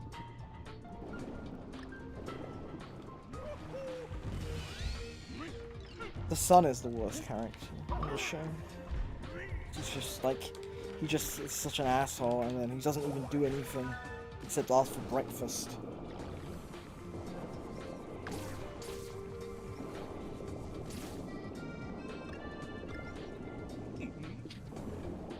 I think Hank should have died. He deserved it. Hank? Why does Hank deserve to die? I mean, he was a bit of an asshole, maybe, but I don't think he was necessarily bad. He wasn't even like. He was being really stubborn about it. Like. About what? Well, before he was about to die, like, he wouldn't accept the facts. Well, first of all, you shouldn't. First of all. Like, he tried to shoot down a load of guys. Like, there was like 10 people against 2. What do you think was gonna happen? Well, I mean, what else was he gonna do? He's like, oh. Like, I mean, they weren't exactly gonna let him live. Yeah, in the car and drive away. Even with Walter practically begging for Hank to be spared, they still killed him. So, I mean, I that's because he was like... That's because he didn't budge. And they might have let him live if he was like begged. Well, I mean, it's like Hank says, you know, he made up his mind like 10 minutes ago. Yeah, but he just assumed that. He didn't know that for a fact. I feel like he was probably gonna kill him anyway, truthfully. And he also didn't give a shit about anybody but himself. What, like, Hank? He just wanted... Yeah, he just wanted the case to be done so he could win it. Not he was willing to let Jesse die just so he could win, get Walt arrested. What do you mean, let Jesse die?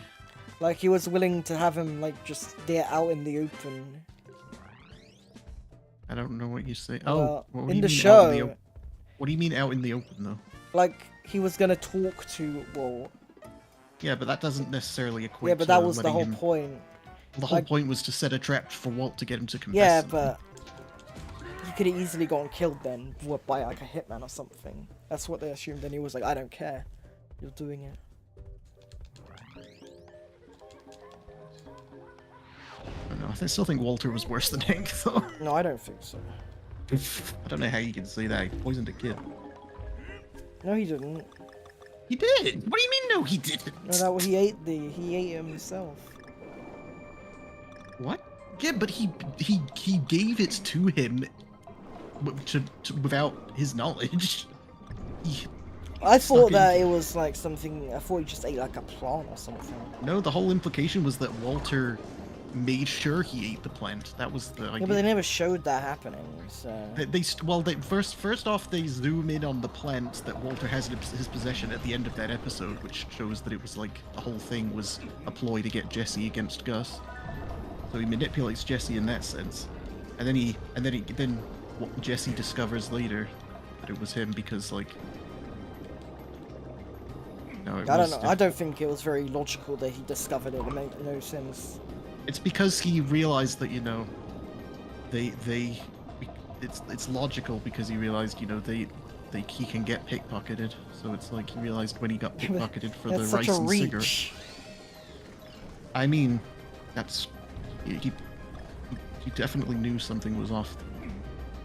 I mean, he was right though, reach or not. He was right, but like it just like he went from like not thinking about it at all to like just like clicking it for no reason. There was no real like good solid reason for him to think that after everything. I don't think that means Walter was in the right though. No, I'm just saying that was just a plot hole. I don't know if it was a plot hole. It just seemed very convenient that he would think about that for the plot. Well, because that's what happened last time, was when he bumped into what's his name? No, what happened was he got it stuck in the Roomba. No, Walter put it in the Roomba. Yeah, but he thought that it was in the Roomba, so why would he think that anything different? But he checked the Roomba multiple times already at that point, and then checked it again after Walt asked if he had checked it more than once. Yeah, but that had nothing to do with that.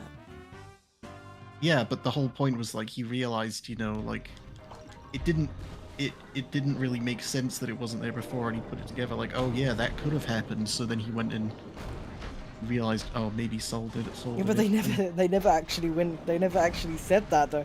Like he never went through the Roomba after that. He just went straight to. He looked at his pocket and he was like, oh wait. No, I'm not talking about then. I'm talking about they found it in the Roomba. Yeah, when he found it in the Roomba, he was completely convinced that it was in the Roomba. Like he wasn't like suspicious or anything. He thought it was in the Roomba after Walt said that. So like, yeah, you can't say he was suspicious or anything because that never happened in the show. But then realizing that how easily he can be pickpocketed by that same person without realizing made him start to think that something was off.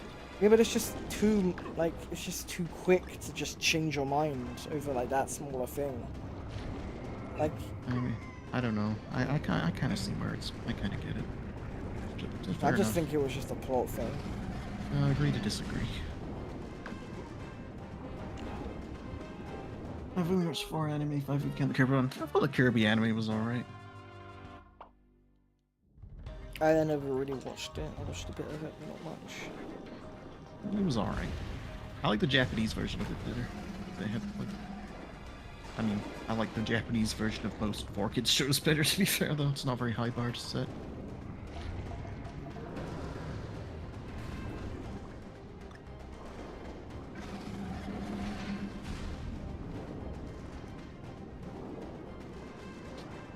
Japanese version of Sonic X is definitely better.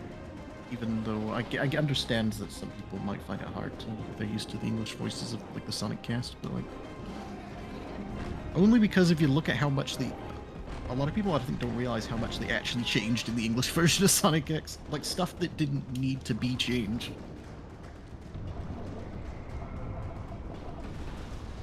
Weird things like the music. I don't know why they love changing the music in these shows. They love changing the music.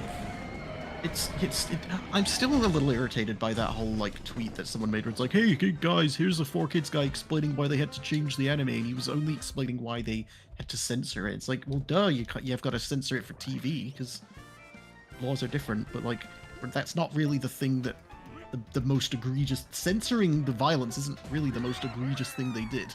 Like. That's also, there are many shows that had the same rating that had those things uncensored, so... But, like, the whole point is, like... Well, yeah, but the whole thing is, like, that's not... A lot of dubs do censorship for the TV version. That's like not normal. The bad parts are it's mainly the fact that like they do weird things like change food into American food and change the music and stuff that was not required to get it on TV. Yeah. Like that's the stuff that really was bad about 4Kids. I mean, some stuff like text makes sense.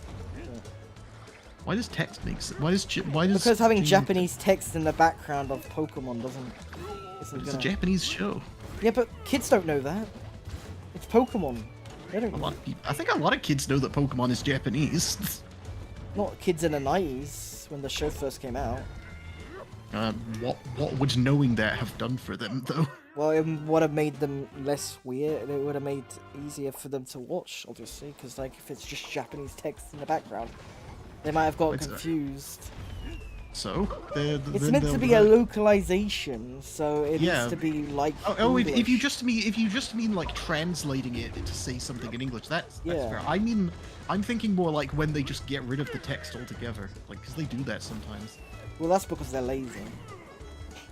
the head of 4Kids literally said something like kids manga's a problem because kids don't like reading anymore. It was like, and he was literally saying that like they shouldn't have text on this stuff because kids don't like to read.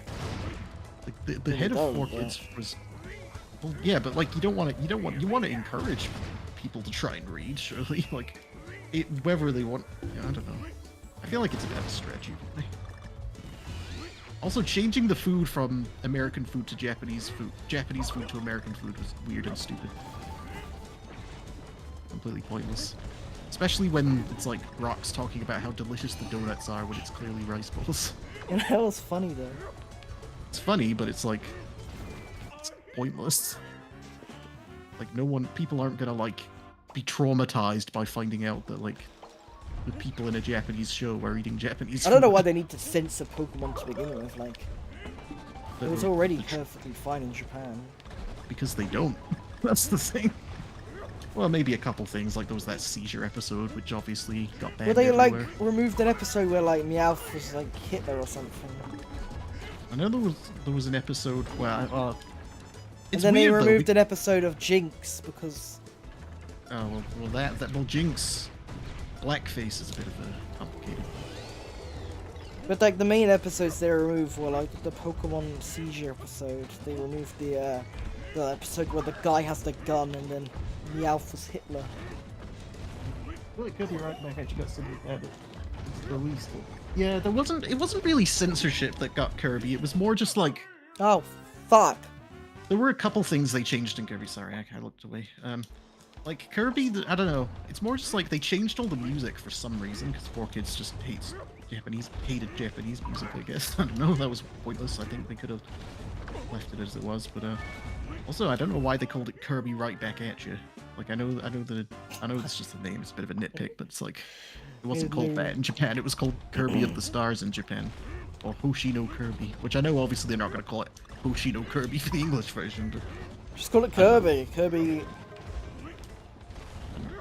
Just call it the big Donkey Kong Kirby show. But like for Sonic, it was really weird because they had actual like music from the video games in the Japanese version, and 4Kids got rid of that. It's like, yeah, I don't get it. There's no like they had like the Live and Learn playing in the Sonic Adventure 2 part of this. What's weird is like some of the music in the Pokemon show is kept in from the Japanese version, and you have like instrumental versions of like the Japanese opening, but it's like in the English version. Yeah. It's like an image search track, but they don't actually have that song in the opening as the opening. They have like a different song. Yeah, I know Pokemon sometimes they would they had like Journey songs. I think One Piece was definitely their rock bottom though in terms of like dubs. That was definitely like their worst, their most egregious sin in dubbing.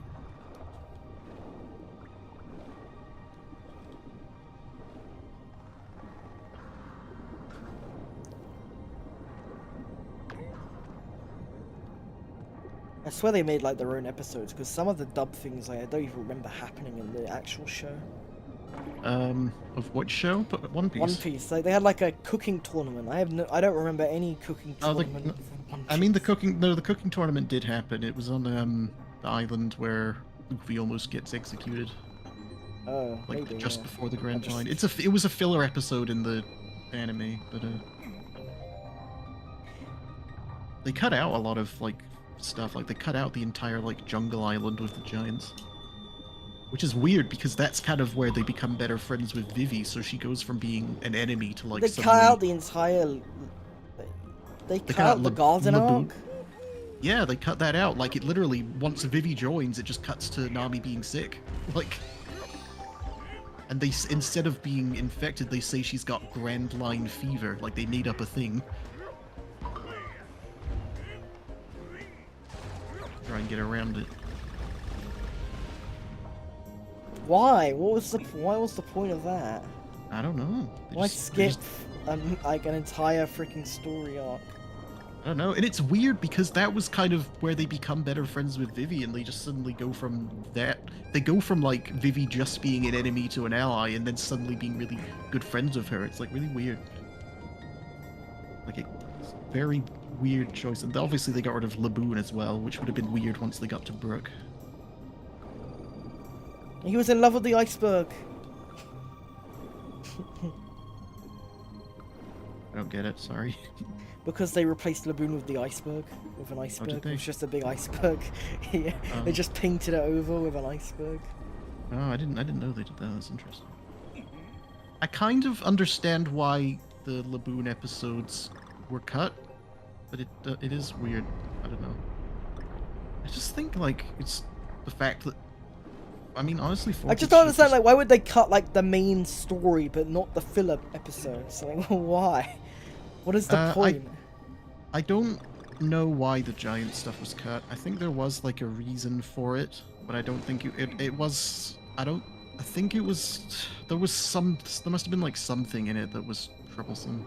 Or it was probably for a stupid reason either way, but I don't know, I don't really get it. It's like they cut they have all the filler stuff in, but not the actual main story stuff that actually matters. Yeah. No, there were a lot of odd choices.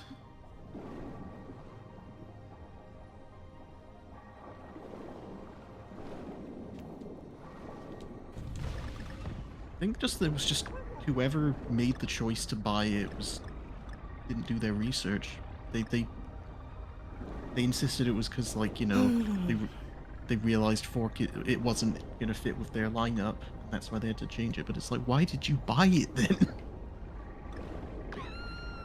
Ow. Why would you acquire a license that is not fitting to you?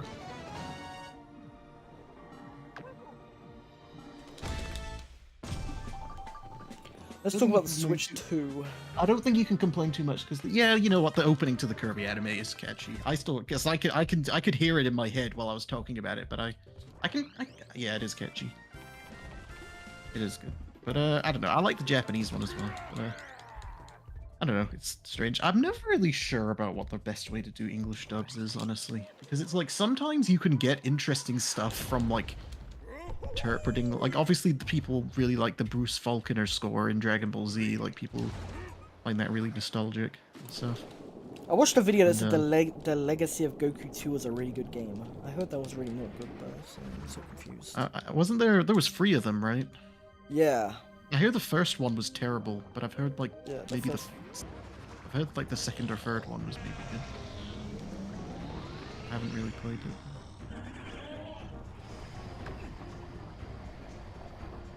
I want to talk about Switch 2. Huh? Switch 2 talk. Talk about the Switch 2. Yeah.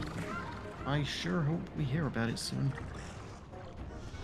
I don't care about the next Nintendo Direct because I know they're not going to announce anything that significant because the Switch 2 is coming out. What can they? I mean, has there actually been a Direct confirmed? Because could it be that maybe they'll announce it at that Direct?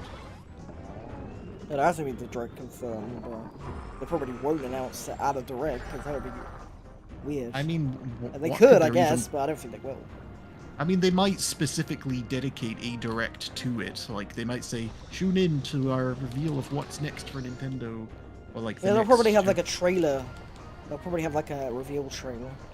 I would imagine I could imagine them like dedicating a whole direct just to like the console, and then maybe going into what some of the launch games are going to be and stuff. Even doing that. I think they might do like a big like an announcement event like they did before, like a live thing.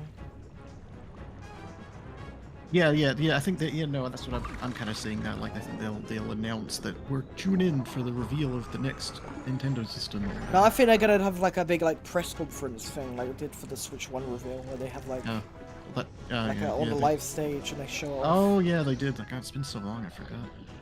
Yeah, they probably will do that, or they'll do some. They'll do something. They'll probably do that instead of another direct. I think by the next direct, either the next direct will have the Switch 2 announced in it, or the next direct will be after the Switch 2 has already been announced, I think. I'd be surprised if they did another direct before the Switch 2 had been announced. Because it's clear that they're kind of winding down on Switch stuff, since all the games they've been doing are just remasters and stuff. They're clearly dedicating their main teams to other stuff. Oh, fucking ballsack! Oh, where are you up to? I'm fighting the water guy. Our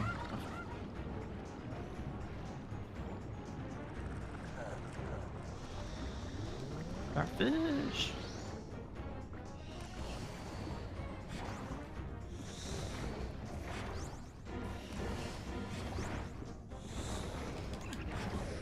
I did it. And I didn't die a single time this time. Good job. Even though I died like about 1,000 times last time. You were just out of practice. It happens. Yeah. Best of us.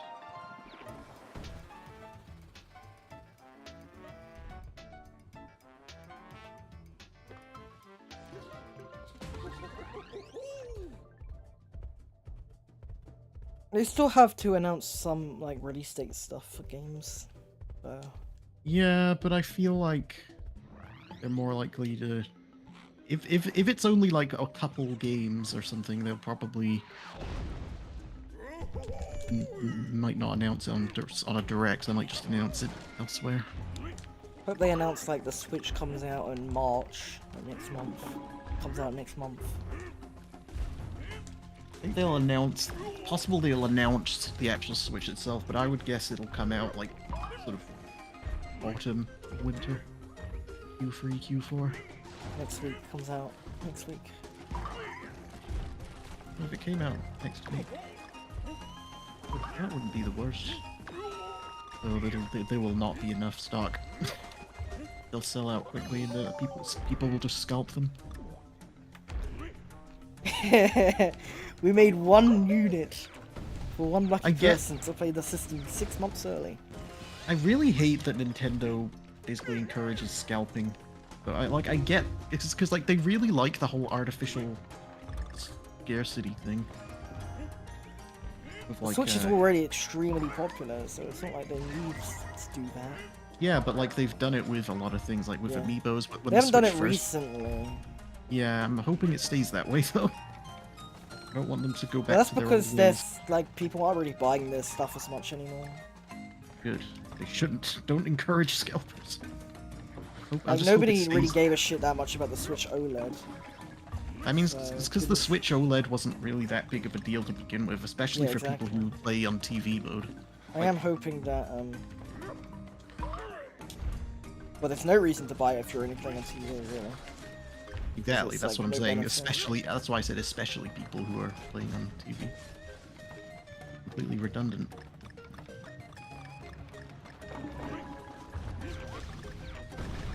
I do hope they have more than 2 units available at launch. I hope so too, but I'm not holding my breath. Well, I mean, I won't be too upset about it unless there's like a really good launch lineup. Well, they're gonna have a 3D Mario game, I think. Yeah, but they might not have it for launch because Mario Odyssey. What wasn't would they out have for for launch then? What do you think they're gonna have for launch then? Because they're gonna have something for launch. Well, yeah, but they didn't have Mario Odyssey for a Switch launch. They had Zelda. Yeah, that's true, but that was also because that was going to be a Wii U game at first. Yeah, but it's been a very, very, very long time since the last 3D Mario, so you would think that would be... I mean, they might. I'm not saying they won't. I think I'm there's a just very saying... good chance they will. Oh, here's hoping. What did they have in terms of exclusives when Switch first came out? They had ARMS.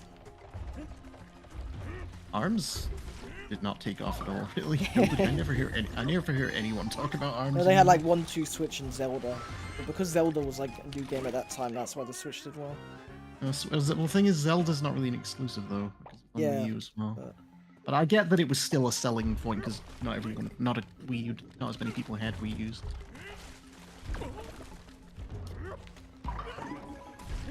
But they had a new Mario game on the Wii U when it came out. They did. They had a new Super Mario Bros. U. And Nintendo Land. Which is technically a Mario game. Yeah, I guess.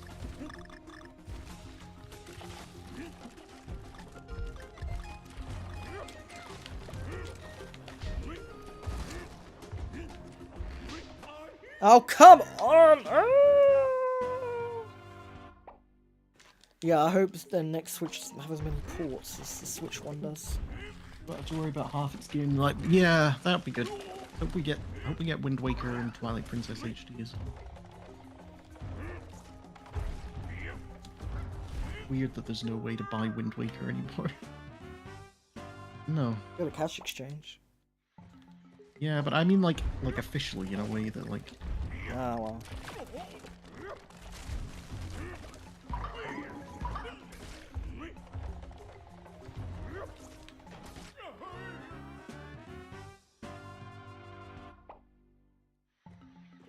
Why do you care so much about things being official? I just like the money to go to the company. I don't know. But it's just going to like the shareholders. It's not like it's going to the developers. The game's very old, so. Oh, I mean, I don't know. I mean, not even officially. Getting used copies fine. I just don't like to pirate stuff. It can be helpful.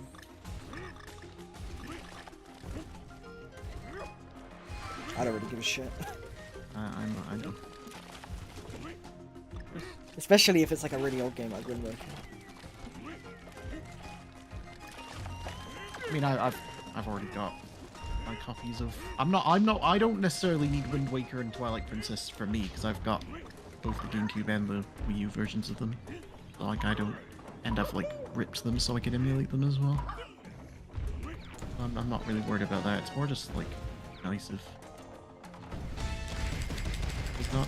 I just feel like there are other Zelda games they could port that are more needing of a like a port. Well, I would be more interested in them porting Ocarina of Time. I will say that, or Majora's Mask. What I mean more is like it would be nice if just those Wii U remasters were available on Switch. And the problem is they only do like a couple Avery. So like the last remake we got was like Skyward Sword HD, and that was like 3 years ago. Well, like I said, even if they just ported the Wii U version, that would be like. Yeah, but they'll like, what they'll do is they'll like have that as like their big remaster for like the next 5 years. And honestly, knowing them, probably. just like if I wanted them to do like a remaster, write them to like Minish Cap or something. Like if it was gonna be a case where this is gonna be their remaster for this period, and it's not just like, oh, here's a quick port, oh. If it's gonna be like this is shit, then yeah, I would rather they did like Ocarina 3D or something. I mean more like if it was like an eShop only release, then fine, whatever. Like if it was on like Virtual Console or like their Nintendo Online, then sure, whatever. Yeah, that's kind of what I meant really. I didn't mean like, oh, a big hyped up release, but more just, oh, here's a simple port. It's just a port, no big deal. I think they're more likely to like release the GameCube versions of Wind Waker and Twilight Princess and like the NSO. You're probably right. I don't know. I've just become very pro game preservation the past couple of years. Well, I have a copy of Twilight Princess on the Wii U. with a You shitty don't disc. have that many games left that haven't been ported. Yeah, that's true. Most of the really big ones, big important ones, have been ported. Still waiting on the Sonic Boom port, though. That game was fire. Ha ha ha. I'm waiting for the Sonic Boom 3DS port. From what I hear, the 3DS version's actually good, though. Well, maybe not good, but it's like alright.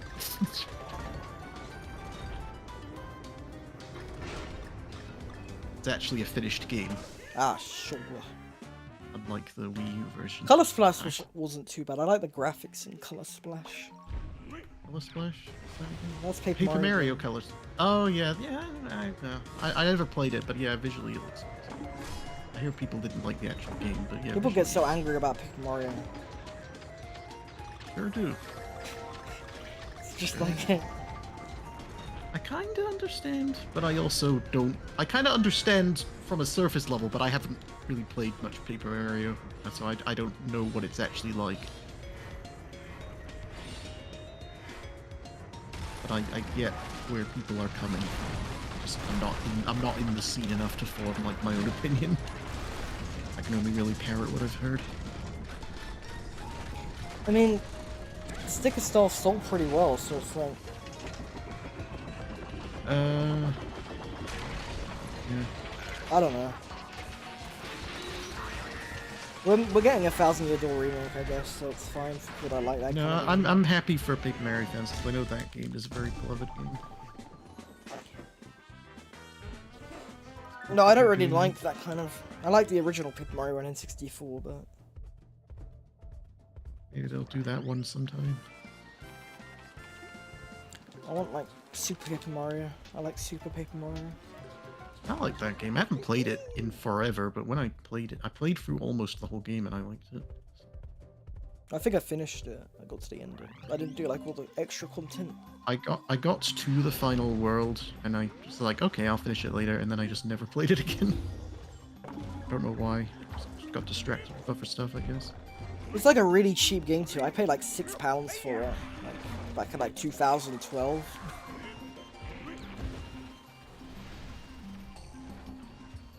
I'm glad the Mario RPG remake seemed to go down well. Yeah, I haven't played that one yet. I haven't heard anything bad about it. I've only heard... It seems like it's just a normal, just a normal remake. Like nothing really, they changed nothing really, which is good. Yeah, it seems like it's just allowed a new generation of people to enjoy it, which is good. Which is what a remake should be. It should be the same game with better graphics. Yeah, it should just be like allow modern audiences to enjoy classic game. Yeah, that's exactly what a remake should be. It shouldn't change the entire story. I'm hoping is what Persona 3 Reload's gonna be, but I haven't heard much from I haven't heard opinions from people who are playing Persona 3 for the first time that much. Or at least people who have properly played for it. I heard some of your thoughts, but I mean you're still kind of at the beginning of the game. Well, I haven't seen any time ghosts yet, so... Time ghosts? Yeah, from Final Fantasy VII Remake. No, they didn't really change the story in Persona 3. They added some extra scenes just for some extra character development and stuff, but the main story is the same. There's no major story changes. More just additions, extra context and stuff like that. Fleshing out some of the characters a bit more, but the actual... Yeah, I don't mind adding lore and stuff to the characters. Yeah, no, that's the thing I like the most about it so far. The fact that it... If you're changing the actual plot, that's where I go, fuck off. Oh no, the plot is very much the same. It's sacred, the sacred timeline. I think the Persona 3 one is particularly sacred because people were really worried. A lot of people are very adamant that they don't change the story. I think specifically because Persona 3 does some pretty edgy stuff that 4 and 5 don't really do. Which I can't really go into, but...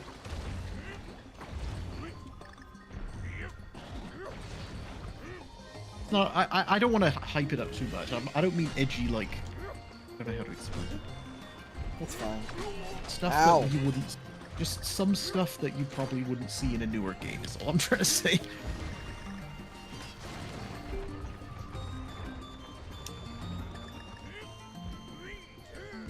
played the 3DS Sonic movie, and Shadow Crystal would be good, but as one so far, there's the prize budget. Yeah, I've heard that I heard Fire and Ice was. Oh yeah, you mentioned it. Yeah, I've heard Fire and Ice was better because like, the first one was like, sort of you had to like the levels were a bit more open ended, whereas Fire and Ice was more like traditional Sonic.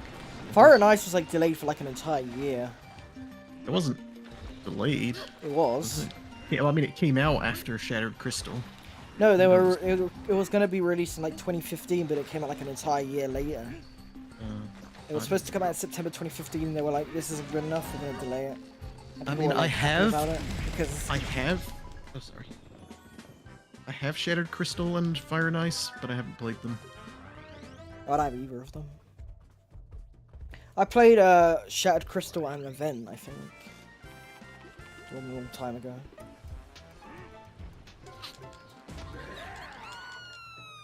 But yeah, people were very happy because of Rise of Lyric being very rushed. And they I don't know if I would say they were very happy, but they were more happy. I don't blame the developers of Rise of Lyric at all. It is entirely Sega's fault that that game was a mess. They knew that it was chaos. Everyone working on the game was going through hell. Sega was not making anything easy for them. They basically set them up to fail from the start. In theory, that should have been a good game because I had a lot of very, very promising talent working on it, like some ex-Naughty Dog employees and stuff like that. Pause. Okay.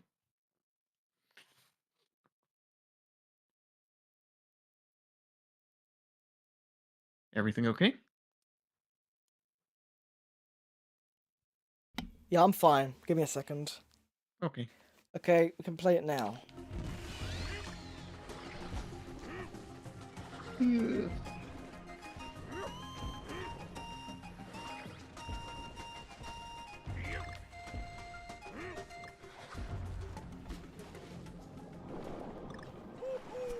I think we're going to be able to beat this today. Oh no, done we'll with beat it. 5. Yeah, we'll beat it. Well, one of us will beat it today. Probably you at this rate. I did say I was going to be better this time. I didn't disagree. In fact, I agreed with you, and you got mad at me for agreeing. I just don't want to get mad at video games. I play them for fun. Oh, what the hell? Okay. No, I'm just. One of the reasons I prefer single-player games is because I'm not a very competitive person. I don't want to like flex or anything. I just want to have fun. He fired. Hmm? Donkey Kong fired. I can't imagine Donkey Kong has the best hygiene. I would imagine he's got better hygiene than most gorillas because he's got like his own house, furniture, and everything. Not that farting makes you unhygienic. That's a little mean. If you want to be a clean person, you could never fart. Ever. No farting allowed.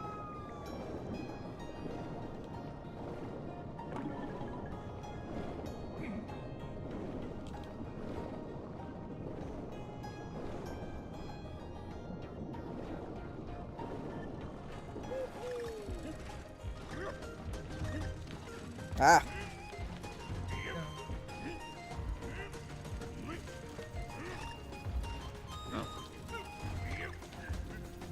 I like the Sonic Boom designs way more than the normal one. That's fair. I will say, I don't think the blue. I will admit, well, I think Tails and Amy look fine, but I don't think they have. I think a few small changes to Sonic and Knuckles could make them a lot better. Like, okay, obviously I prefer the arms tan, but I don't think the arms are the thing that I don't like about that design. I mean, I prefer tan arms, but I think the thing I don't like is I don't like Sonic to be kind of tall and lanky with short. If Sonic's gonna be tall, I'd prefer him to have like kind of big, long spines, like in the Dreamcast artwork and stuff. As for Knuckles, I think he doesn't really look muscly. He just looks like he's been blown up like a balloon. Which I think if he just looked like... I don't know. I feel like... Because if you look at some of the concept art for the Sonic Boom redesigns, they actually look alright. And like Sonic's arms even were actually gonna be tan for quite a while. It was quite late that they just settled on giving him blue arms, and I don't know why. But again, the arms aren't the worst. Don't bother. Really, it's the proportions that bother me more than the arms. Yeah, same. Like, because the movie Sonic has blue arms, and I kind of think he looks alright. I mean, I'd prefer tan, but I think it doesn't really bother me with movie Sonic.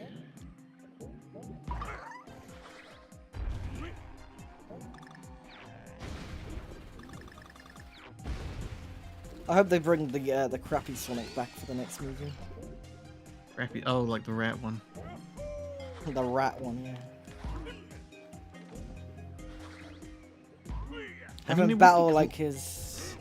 I mean, they definitely must have like all the footage they completed of like that original design somewhere, and I know a ton of people would genuinely want to see it just for entertainment. So like, I'm surprised they haven't like released it somewhere, like as like an extra on the DVD or something. And I know they didn't finish the all the footage, but they did like a decent amount of it. So like, they could release it somewhere just for. This is like. I think the reason they decided to change it was because like they actually wanted this to be a series. They didn't want this to just be like a flash in the pan, kind of like, oh, we did a movie one time. Like they wanted this to actually take off. They wanted people to actually like it. They actually wanted it to be successful. Yeah, they didn't want it to be like, I don't know, the Dragon Ball Evolution or something.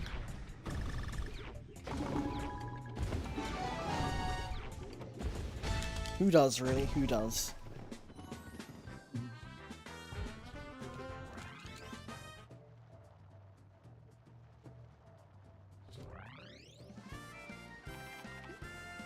I gotta say though, I gotta wonder what kind of weird arrogance led. Because it sounds like even Sega didn't like that rat design when they first pitched it, but the guys who made the design was like really insisting that it was the right way to go. Like he was really putting his foot down. What guy? Well, whoever it was that like wanted Sonic to look the way he was gonna look in that movie at first. It took forever for that film to actually like come out. Like it was announced in like 2012, and it took like. Because they had to delay it for the redesign. Yeah, but that was like. Oh yeah, I think the reason it took so long was because they were like still settling. There was a lot of like stuff to settle, like getting actors and like deciding on a director and probably just going between a bunch of different companies and stuff. I don't know. I don't really know what it's like behind the scenes, but I know that typically when movies are announced, we don't tend to see them for quite a while. But except when it comes to sequels, for some reason, sequels don't tend to take as long as the first installment. Yeah, that is very weird. Yeah, got no idea how it works. You still haven't seen Detective Pikachu 2. I don't know if they will do one. I feel like if Nintendo wanted it, it would have happened by now, or if they were in a hurry for it. I mean, it made more money than the Sonic movie. It did, but I think it's. I don't know if. I think the difference is I think the Sonic movie was specifically made with the hope of it becoming a series, whereas I guess so. I don't know. I feel like they said that a sequel is in development. It says, but it hasn't been announced. Oh really? Yeah. Oh, maybe they. The funny thing is, Detective Pikachu came out like a year before the first Sonic movie, and now we're on the third Sonic movie. We already got the second Detective Pikachu movie. Usually when that happens, it's because things change behind the scenes. Like, I know Deadpool 2 changed a lot because of, like, staff changes and stuff. And, like, Deadpool 2 didn't take long to make at all, though. It took, like, 2 years. Well, I know there was something that changed. I don't know.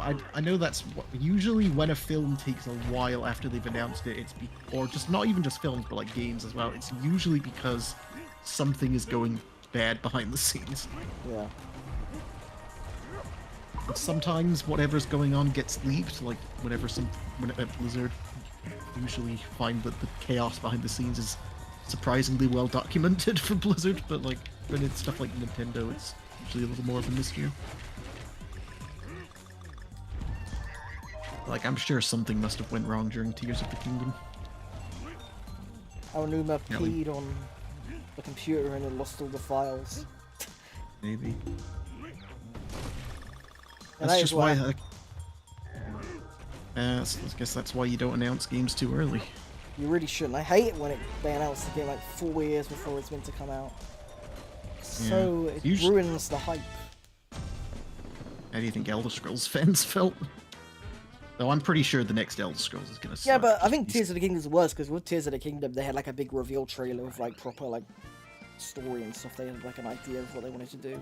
Yeah, I guess with Elder Scrolls I'm surprised they announced Elder Scrolls. I think they just wanted people to stop asking for if they were gonna do another Elder Scrolls. Because all they did was just show a title screen for Elder Scrolls. Showed like a title screen and some CGI of like a landscape. It was just like shot stock footage.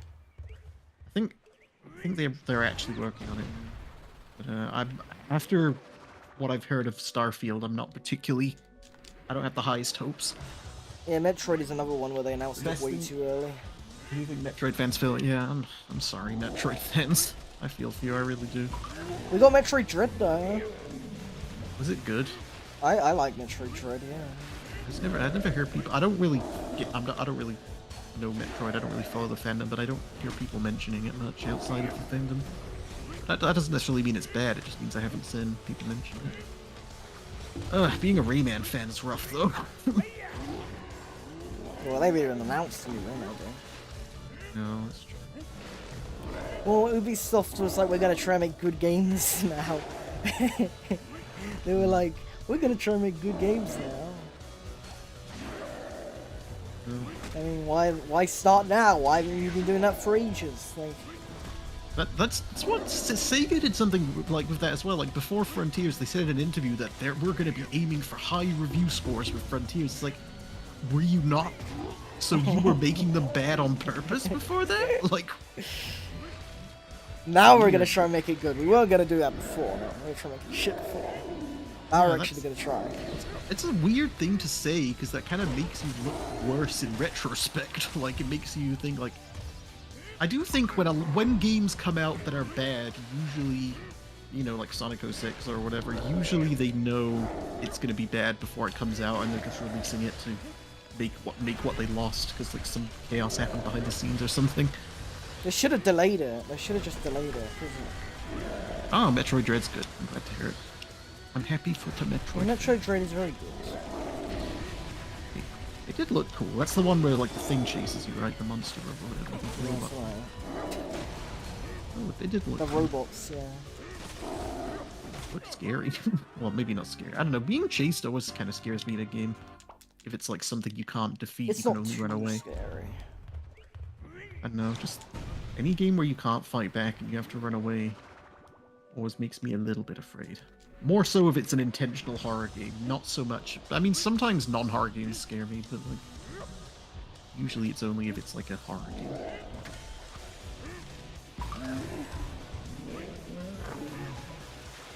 I think the scariest game I played in was Majora's Mask. That's the scariest game.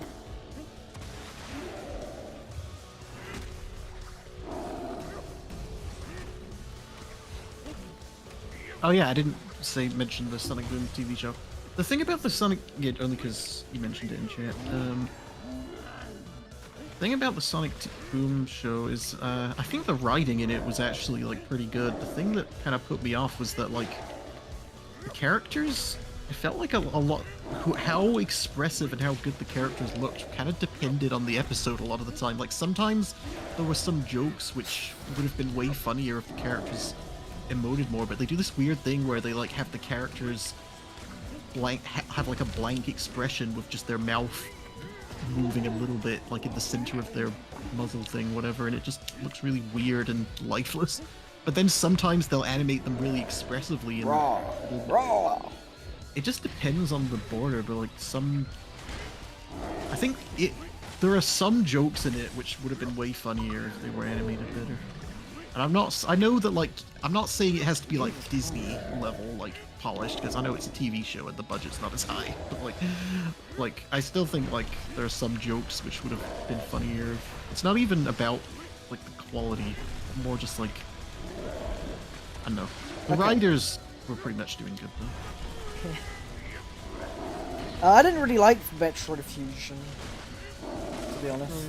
I thought it was a bit too segmented in what it was. My favorite Metroid is Other M, not Other M. I decline that statement. My favorite Metroid is Zero Mission. My favorite Metroid is Ocarina Mask. That's not a real name. Really? I thought it was. Don't you mean Metroid Prime Federation Force? Which one's that? That's the really bad one on the 3DS. Oh, was that the football one? Yeah, one of the robots. Yeah. Feel Like bad. the co-op thing. Feel bad because I kind of defended that game at first. I was like, oh, come on, it's just a spin-off, whatever. But then I didn't realize just how bad the situation was for Metroid until later. Yeah, it wouldn't have been bad if the game was actually good, but the game came out and it was just so mediocre. I mean, and it had like like nothing about it. It was like Metroid-esque. It was just like a generic game. Even if it was good, I still feel like getting a football game when you're desperate for an actual. Well, the actual game wasn't a football game. It was like. Oh, whatever it was. It was like a co-op shooter thing, like. Yeah, but it still wasn't a Metroid game. Like in any way, shape, or form.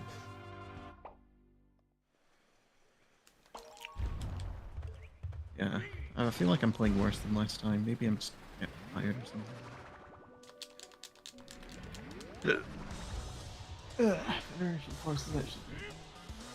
I didn't think it was very good. I was just reading. I've barely played any Metroid games. That's why I made that stupid joke, because I haven't really played enough Metroid to have a favorite.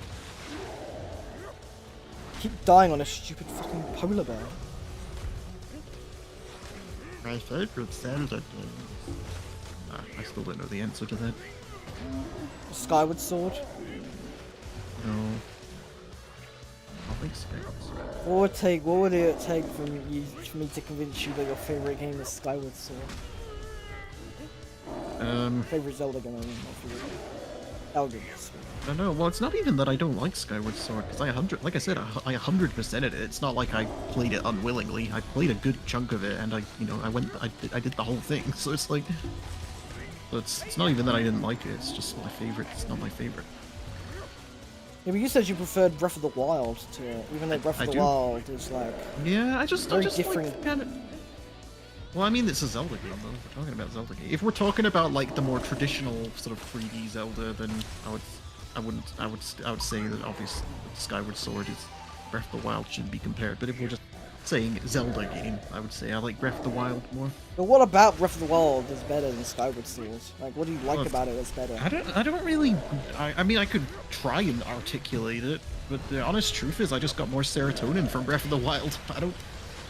I don't know. I don't really I guess know you how just to break like it down. exploring games more than like. I just liked the atmosphere in Breath of the Wild. I just liked it. I just liked the world. I thought it was interesting, cool. I don't know. It just gave me serotonin. And it's not even that I didn't get it from Skyward Sword. Just Breath of the Wild hit it in a different way that I liked. I don't know. But like I said, I wouldn't. Breath of the Wild boring. Just that the dungeon, the designs in the world. Just. I mean, I wouldn't turn up my nose at either of those games. I think they're both good games.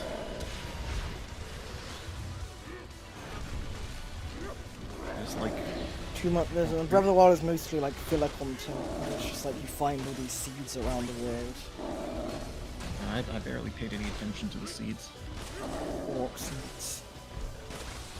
I feel like they didn't really want you to get them all, because they give you literal poop if you get them all. Like, I think that was just. Yeah, but it's not good. It's not good content in an open world. I don't think it's just boring to get. The main point in them is to just pick them up if you see them, but you don't necessarily need to go out of your way to look for them. I think that was what they wanted it to be.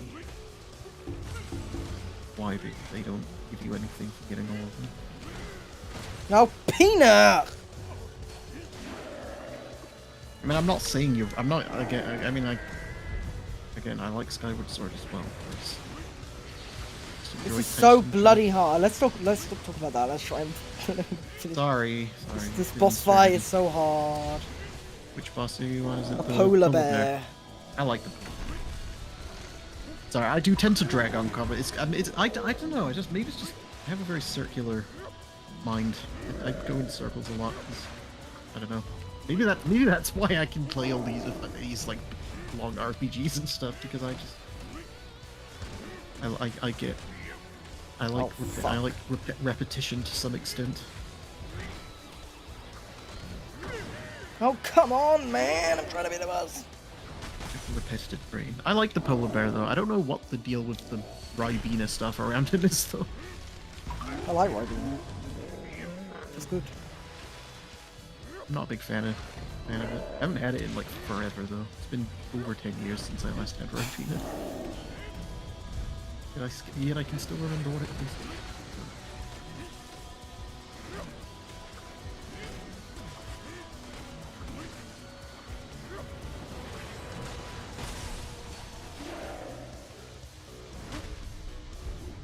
I will say though, last thing I'll say about Breath of the Wild and Skyward Sword, I didn't 100% Breath of the Wild. Yeah, so, exactly. You know, I mean, I don't think that really. If you were gonna go back to one of these games right now, Skyward Sword, Breath of the Wild, which one would you rather play right now? Right now, probably Skyward Sword. But it's been, I don't know actually. I just feel like the actual content inside Breath of the Wild is just nowhere near as good. Well, here's the thing. I would be willing to, having not 100%ed Breath of the Wild, I would be willing to believe that it is more fun to 100% Skyward Sword, but because I didn't 100% Breath of the Wild, I did all the dungeons and beat Ganondorf, but I didn't like do like all the optional side stuff. I got the Master Sword as well, but yeah, you just need to get hearts for that. Like Whee! I don't know. I just enjoyed playing Breath of the Wild more. But really, not for us. Serotonin. I had more fun. I had fun with both. I just had a little more fun with the other one. Okay. And that just happens, you know. Sometimes just people just enjoy things more than other things. Ain't always a science behind it. Nope, guess not. But I'm just really annoyed about the fact that it's so hard to replay it because it's just like the actual content itself. It's nowhere near as fun to play the second time as it is the first. Because some people. I mean, I'll play it again at some point eventually.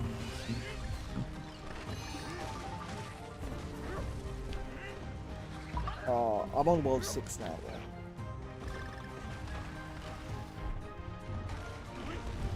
though. I don't know how. I mean, I'm kind of. I feel like games are one of the things that are. I mean, I know you can kind of break down game design and stuff, but I feel like it's still. Games are still a very subjective thing. Like, you can break down, like, what makes, I don't know, Half-Life 1 really good, for example, but that doesn't mean that. Oh, I did it! That doesn't mean that anyone who plays Half-Life 1 is guaranteed to, like, enjoy it. Or, like, you know. No, I feel like games can be very subjective. Well, Yeah. anything's subjective, but I feel like with games, it's like there's just a lot of things that can. There's so many things that can factor what makes a game fun for the individual, not even like in general. Like Nintendo objectively makes some of the best games, but like I find myself playing games that are probably considered by most to be not as good as Nintendo games. Because they're just the games I'm drawn to for whatever reason. Could be any combination of reasons why. But...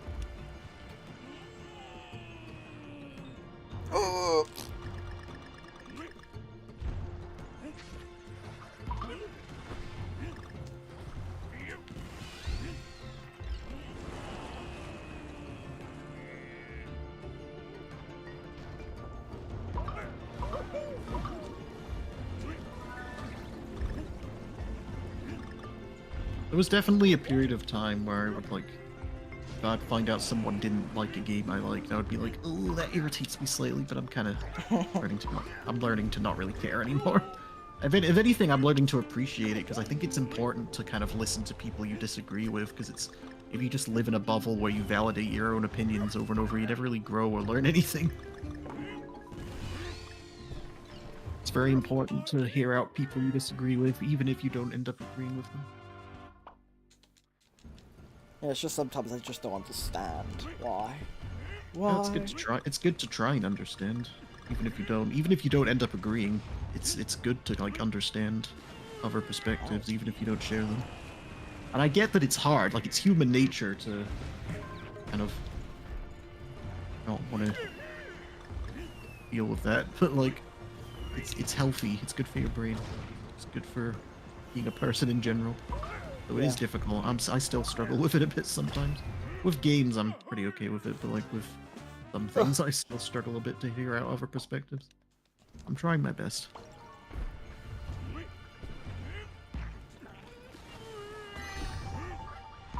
The last really good game I played, it was really good. Yeah. Yeah. Damn it! I mean, I will admit, I don't.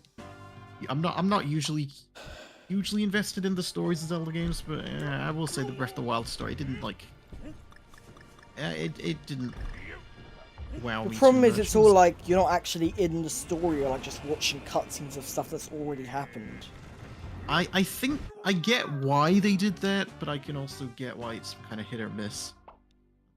Like I think what they wanted to do was kind of just throw you into the world and have like, you know, learning the context of it be an optional thing.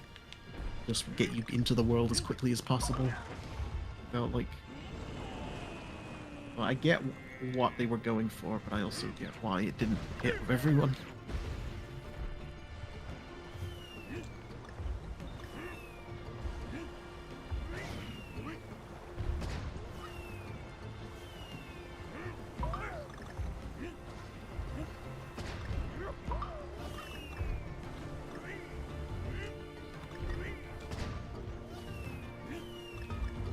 You used your Game Pass to play any other games, by the way? Yeah, I beat the original Doom. I played Doom. I've played cool. Recall. It is good to try. I downloaded the remake of Dead Space 2. I find it that the Nintendo Switch of the Darkest Law is probably Kirby. Is that true? Like, I'm not even questioning it. I just find that if that's true, that's really interesting. I don't know if that's true or not. I have no idea. I don't. People say that Kirby's really dark, but I have no idea why Kirby is dark. I don't really. I guess maybe it's probably more related to the story that's not right in front of you, really, and more the story that's like hinted at. It's interesting though if that's true. Haven't gone too far into that. Probably Kirby games are just so easy. I hear the one on the new one on the new. Well, I say new, but it's been a while now. But the one on the Switch, I hear that one's actually pretty good though. Like that one is like it was good. orange. I get what I will say. I've found most of the Kirby games I played pretty easy, but I've heard that one is like a bit of a breath of fresh air compared to the other ones. It looks interesting. I haven't played it, but Would you say it was a Breath of the Wild? Oh, maybe. Well, you see, you spend a lot of time in cities, so probably not. Have you seen like the Wind Waker Unflooded project, where a guy is like remaking? I don't. I did see a little bit of it. I feel like it's a cool idea. I don't think he's gonna get that finished though. It seems a bit too ambitious. That is like what I would want an open world Zelda to be like, with all the unique places you can go. I wouldn't mind seeing another Zelda in that kind of art style, like a real 3D Zelda, but I don't think it'll happen. As much as I want it to happen, I don't think it will.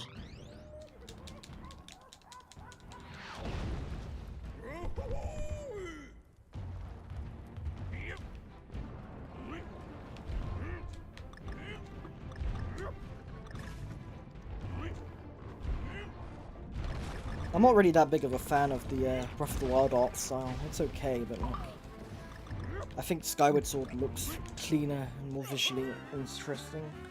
I thought they looked Also, pretty Skyward Sword is like isn't as blurry because Breath of the Wild has like Tears of the Kingdom, not Breath of the Wild, I guess, has so much fog and like post-processing effects. I thought the graphics in both those games are pretty similar. Like not the same, but like pretty similar arts. Well, Skyward Sword and Breath of the Wild. Yeah. They both have like this kind of self-shaded sort of look. I just think the Skyward Sword is more cleaner, like it's just easier to look at art style.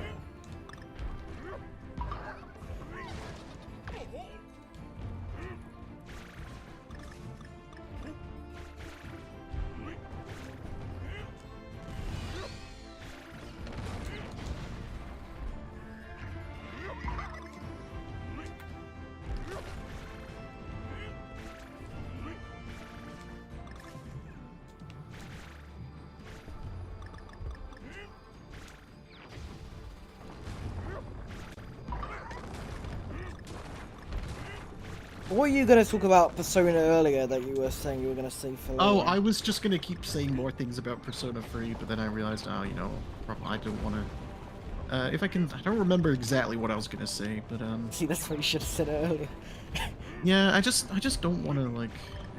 I wanted to spend some time talking about, like, other stuff before, but I don't know.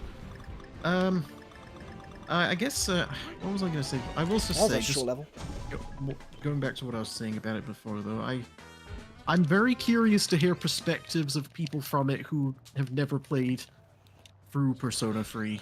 Like, I want to know what they're going to think. Because I know I sent perspectives of some people who never played Persona and then played Portable, and they really liked it. Like, I showed the whole game to to a friend recently, well, about a year ago, and they, like, really liked it in the end. They really enjoyed it, and that was, like, their first ever Persona game, so... I'm wondering, like, if Persona 3 Reload's gonna be that for anybody, because I feel like it should be, because it's, like, it's basically, like, the most accessible version of it. But, I don't know.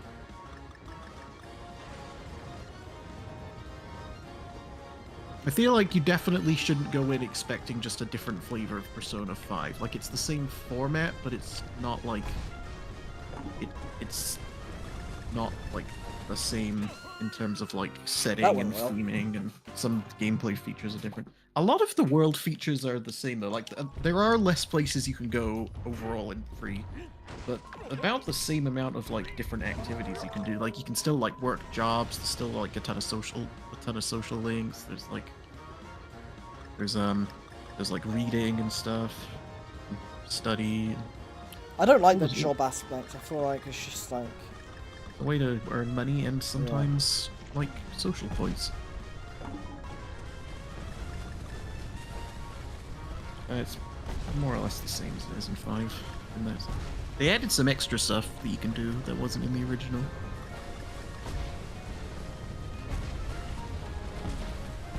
Like they added gardening, which I know was in Persona 5, but it wasn't in the original Persona 3.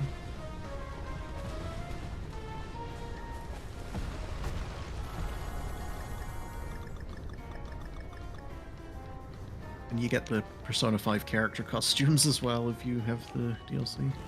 Which I do not, unfortunately. There's a bat!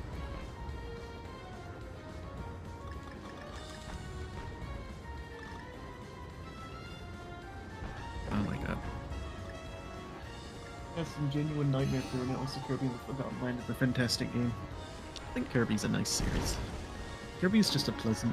It's weird because it's like pleasant on the surface, but it sounds like it is not pleasant underneath. I guess if you think about it, he's a little cute pink guy, but he literally just eats people. He eats all the cute friends.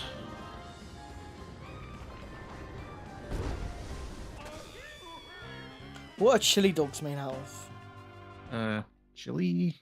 It's essentially just a hot dog with like chili on it, as far as I know. Yeah, but like, what animal is it made out of in the Sonic universe? In the Sonic universe, I feel like that's one of those things where it's a bit like, what's the difference between Goofy and Pluto, where it's like, it's one of those things where it's like, we don't talk about that. Like one of those things where it's like, it's a strange thing, but it's better to not think too hard about it. It's crazy. Goofy and Pluto. They're both dogs, but one of them's a pet, the other one is not. It makes you think, like, what's the deal with that?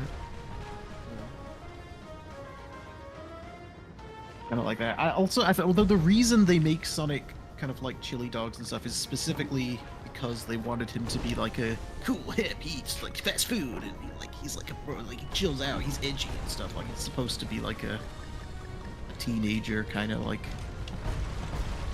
that kind of well, kind of what the idea of a teenager would do. Like someone edgy, but sort of edgy but cool edgy, or like he was or the at least- original Subway Surfer.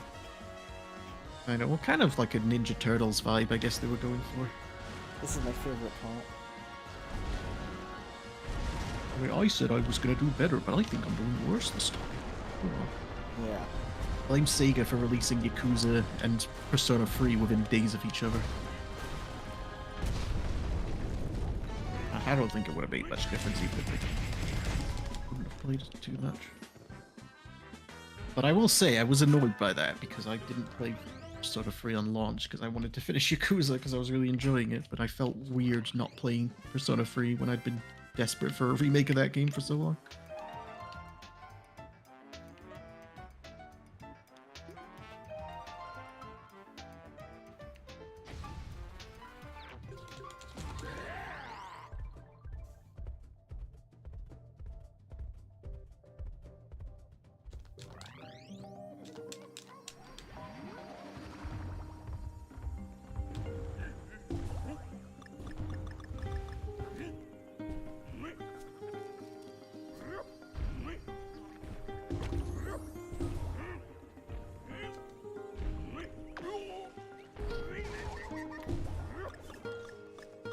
Yakuza 8 was real good though.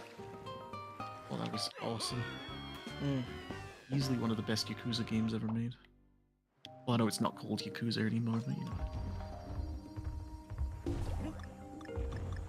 I was worried it was gonna be not as good, but it was like easily one of the best ones. I'm not a big fan of the director guy. Why? What does it do? Oh, did you see the video I sent you? You sent me a lot of videos. I don't know what's them all. One. Well, he was like, how they should make Yakuza for like the West and how Oh, that! I did see that. like violence in games causes violence in real life. Oh, yeah, I They did should see make that. games be less violent. No, I did actually see that.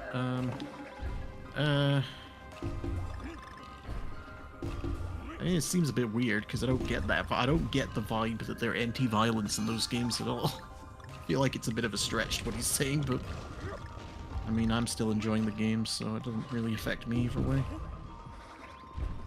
I mean, it's weird because he says like you never start a fight, but it's like if you go run up to people who you know are gonna fight you when you go up to them, I mean, I feel like he was using a technicality for some kind of PR move, really, because I feel like what he was saying was a bit of a stretch.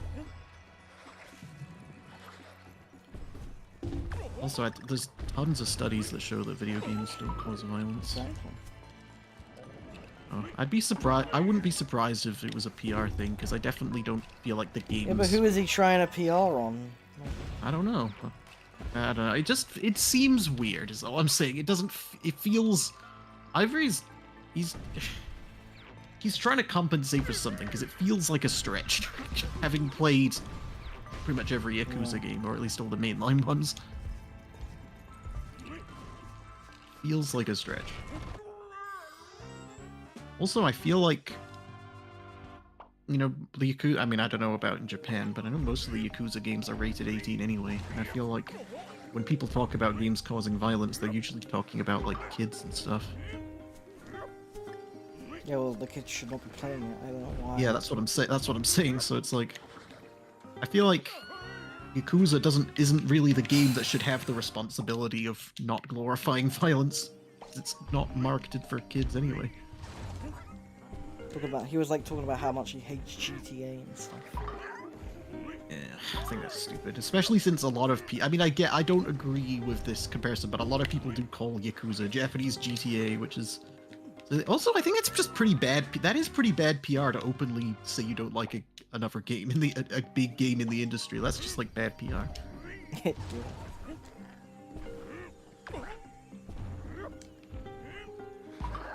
Still, doesn't.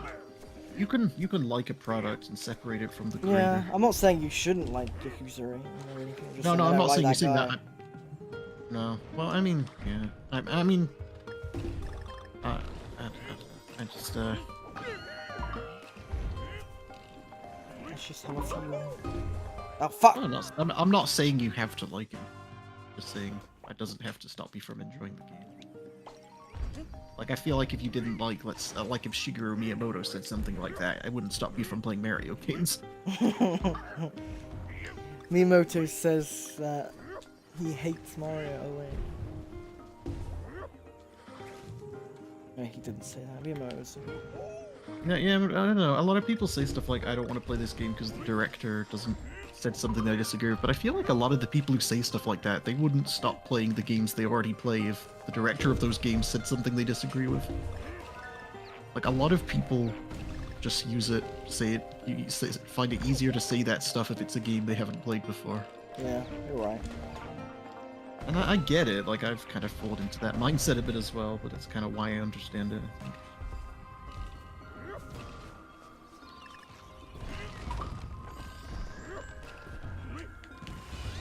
Like obviously there's all the Pal World controversy about it stealing from Pokemon, but I feel like if it was a bad, people would care more about that if it was a bad game. But the fact that it's also a game that a lot of people like means a lot of people are willing to.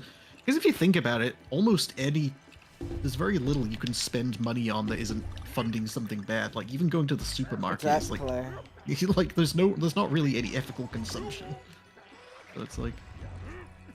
Yeah, all products have bad things. Like well, I will say that some things have worse than others, but most things. Yeah, that's true. Just like there's no So I feel like the only way to become morally clean is to like go out and live in the woods or something with no technology. And people boycotting McDonald's because they have ties with Israel.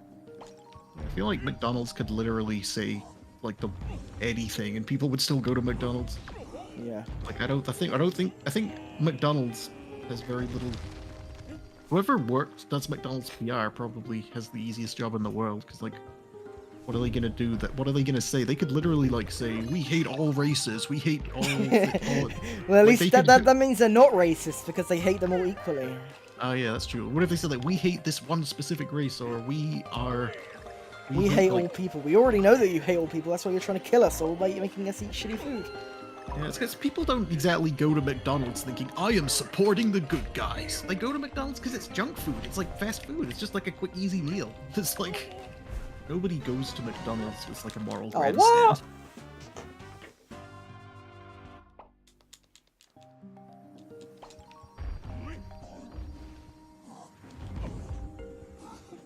McDonald's will always be the best.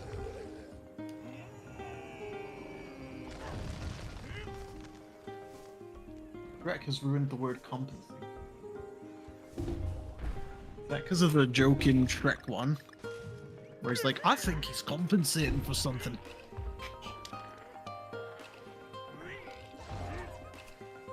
It was a penis joke. Yeah. Have you seen the Megamind trailer? Oh my god, they ruined that. I have not, but I've heard it doesn't look... I haven't even seen images, but I've heard it does not look good.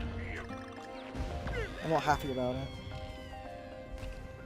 Not happy at all. Not happy at all, because it looks awful.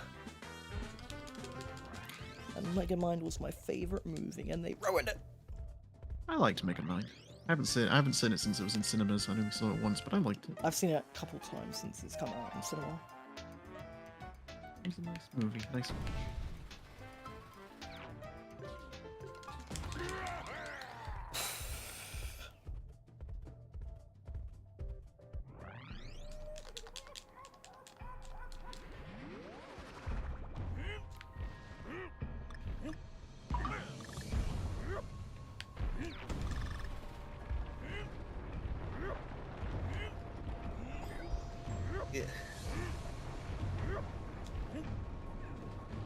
Do you remember when they used to have like these really weird like room? They always had these like fake Nintendo Direct like leaks with like pieces of paper that said like what the event was and like titles of the event.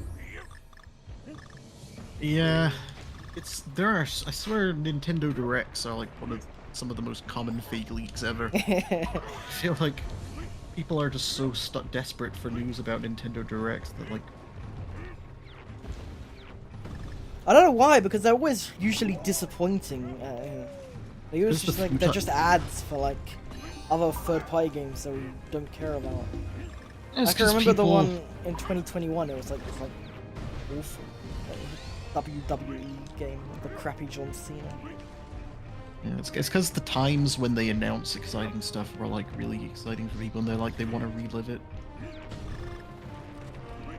I mean, there were some good directs, like the best Yeah, that's directs what I'm is sort saying. of- It's because of the few good ones that makes people. I guess so, yeah. Yeah. The best one is probably that January 2013 one where they announced like all the like crazy shit. Like they announced like Xenoblade X, they announced like a new Mario game, a new Donkey Kong game, they announced the Yoshi's Woolly World. They just announced like a lot of shit in that direct. They're pretty direct about it. They were pretty direct about it. They even announced Breath of the Wild in that direct. I remember that. I remember that first trailer. It wasn't even a trailer. They just said they were. Well. Oh yeah. They were like, we're gonna sorry, make a new Zelda game for the Wii U, and in the meantime, here's Wind Waker. I was thinking of that that first one where it was literally just like CGI of like Link. Yeah, that was so disappointing. Because that looked so much better than the final game. I hate it when people. Well, okay, hate's a strong word, but it annoys me when people see like something a CGI trailer with no gameplay, like as an announcement for a game, and they're like, "It looks so good, I want to play it." It's like you don't even know what the game looks like. This is what you've seen might not even is literally 0% gameplay. Yeah, it reminds me of like how Persona 5 teaser, and people were like, oh my god, the game was going to be so much different from what we actually got. It's like, how do you know that? It was just like a load of chairs. Like the entire teaser trailer was just like a load of chairs and chains. It's like, it doesn't say anything about the actual game. I mean, I get the idea of just being excited for the fact that, like, oh, a new whatever game is coming.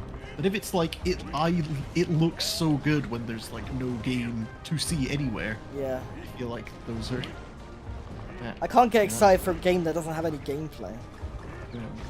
Unless it's a game, if it's like an announcement of a game that I'm like waiting for, like, oh, they announced, I don't know. If it's like a sequel or something, I'm sure. Whatever. Yeah, that's kind of what I mean. Because at least they have some expectations of what's going to happen with it. But it's like Kingdom Hearts 4, for example. Like they announced that, but it's like, I don't know. It's different. I guess it's different with that because I was kind of disappointed with Kingdom Hearts 3, and I feel like, I don't know, that trailer wasn't enough to convince me that this is going to be a better one. Yeah, most of the time with Nintendo games, they do show like gameplay though when they announce a game. But with like, sometimes they do like the Zelda thing where they just have like a freaking. I feel like the only time when it's acceptable to not do that if it's like teasing a game that people have actually like wanted, like, oh, here's a teaser for the new Smash Brothers or something like that. Yeah. Like that at least makes sense. I'm so fed up with Smash Bros. Because it's like all they ever talk about is Smash Bros. Like all anyone ever talks about is like, when's the next Smash character coming out? It's like, I don't care. No, it's just. No, I did like that you could always kind of bank on a new character announcement for every direct. Like, I mean, you don't have something to look forward to. Even if the other announcements weren't interesting. I kind of liked that. Yeah, but people act like it's like the highlight. And it's just like another character. I mean, for a lot of people, it kind of is if there's like nothing else they're interested in. Because people want to know like who the next non-Nintendo character is going to be. It's like exciting. Yeah, but it's just another. It's just DLC. It's not a real. It's not a new thing. It's just. Yeah, but character. it's like, but I mean, the characters are the things that people get excited for. So it's like, oh, a new character. Which world is going to be represented? I'd like they want to see like. I don't understand. I understand. I just feel like all the characters feel very similar to play, and it's just like a theme.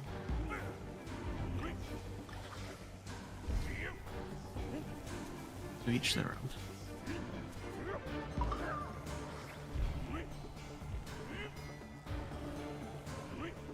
I get most excited for doing like a new game. Oh, okay. It's a cool game. Don't really get excited for like DLC or anything.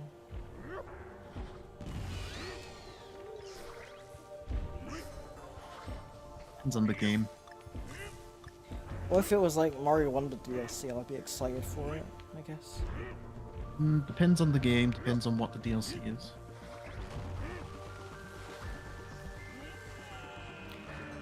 But if it's like DLC we're expecting already, like Splatoon DLC, I don't see what the hell is the point of getting excited over that, because we already knew we were going to get Splatoon DLC. So.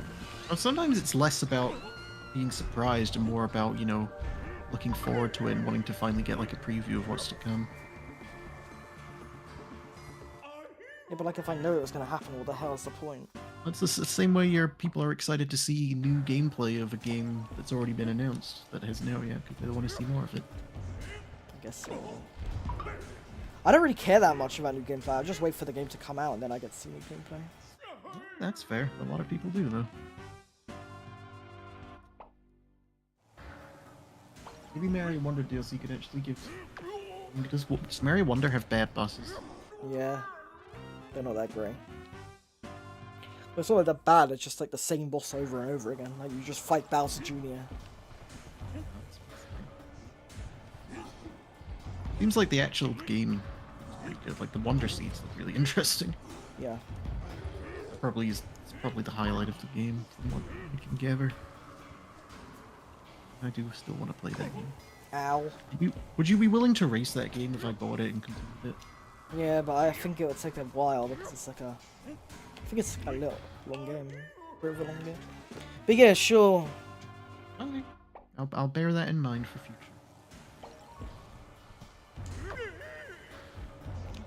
Not sure how long it actually is though.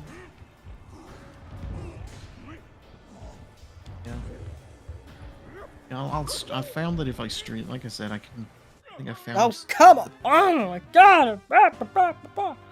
I found that live streaming this stuff is a good solution because I feel more motivated to do it because I feel like I'm kind of doing something productive if I'm streaming it.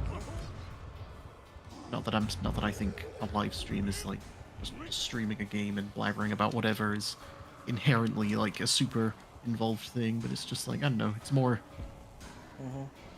I feel more like I'm doing something that I can kind of be excited about. Well, whatever makes you happy. That's just easier for me to push myself to play the game that way.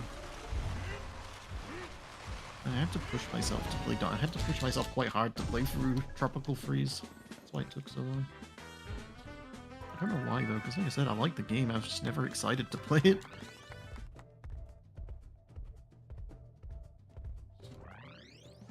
And I'm sure you've had some games like that before, where you play. There's many games, but when I like actually get to it, I'm like, I enjoy it once I do it. But like, I mean, that happens to me as well sometimes. But with this one, I just never. It's just intimidating to play stuff that is like big. I wouldn't even say this game intimidated me. I don't know. Just when I don't feel like playing a game, it's just harder for me to get myself to play it. Majora's Mask intimidated me for many years. I didn't beat that for a while because it scared me. Like, I beat the 3DS version. Never beat the N64 version. But... I did. Well, GameCube version, basically the Nintendo 64 version. The buggy one. That blows your save up. Well, there's like many problems where it like crashes and deletes your save. It happened to me. I just got lucky, I guess. Oh, you got lucky, yeah. I don't own that version. I only own the Virtual Console version on the Wii. The original version. That's how I first played the game. And Ocarina as well. After Wind Waker, I was like, impressive it was able to emulate that on the GameCube though. Honestly, even if it was a bad emulation, I wouldn't have known any better because it was my first time playing the game. Well, think about it. Like, it came out on the GameCube like 3 years after the game actually came out on the N64. Imagine like, and it was free. So imagine like you got Tears of the Kingdom for the Switch 2 for free for buying a Switch 2. Nintendo would never be that generous in 2024. I know. That's why they were saying, way yeah. better back then than they are now. And I'm only just reaching the polar. I am doing terribly. I'm only just at the polar bear. Well, Nintendo was way better back in the GameCube days because they gave you free games for buying a GameCube. I think what we should do is like hold each other at gunpoint. And then you'll say, you need to play Donkey Kong now, and I'll be like, yeah, well, you need to play Persona 3 now. Yeah, but I have been playing Persona. I haven't played it today, but I played it yesterday. Wait, what did you do in it? I just played the oh fuck. I just did like some stuff around the town. I didn't play it for long. Well, if you ever want me to backseat. Yeah. I like just playing it on my own because it's just more Okay, that's peaceful. fine. I'm only saying that because you're the one who suggested it first. Like, If I want to, I will. but if you prefer playing it on your own, I won't ask again. I've beaten Like 12 games this year so far, so I've done pretty well. Good. I've beaten one. What one is that? Who's it? Like a Dragon Infinite Wealth. Oh, okay. You've already done that? It's only just come out. I was rushing it a little because I wanted to play Persona 3. I tried not to rush it too much, but I was playing it like almost non-stop. Well, there was a game I was playing, this Azure Striker Gunvolt. I played like 9 hours straight on one, like last month. Yeah.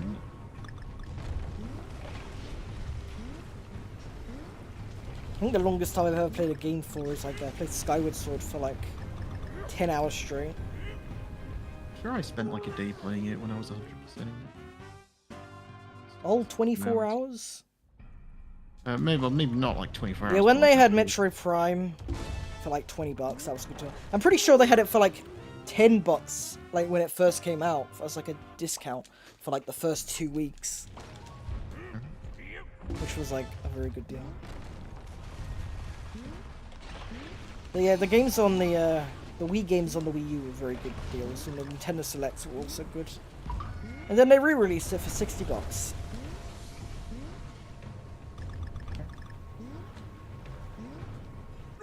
Those fuckers. Those darn Nintenders. I don't really like the Mario Kart 8 Deluxe DLC. It's just very, like, it's just ports of Mario Kart Tour. Like, even regarding the graphics, the level design itself is just very simple. Not that interesting for me, compared to, like, the main 8 tracks.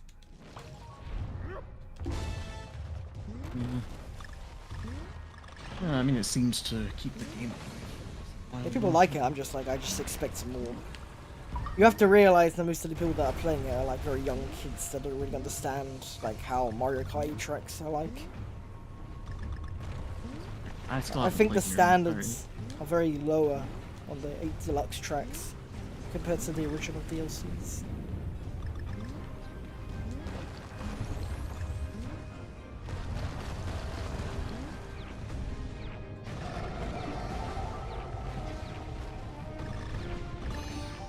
Now fuck!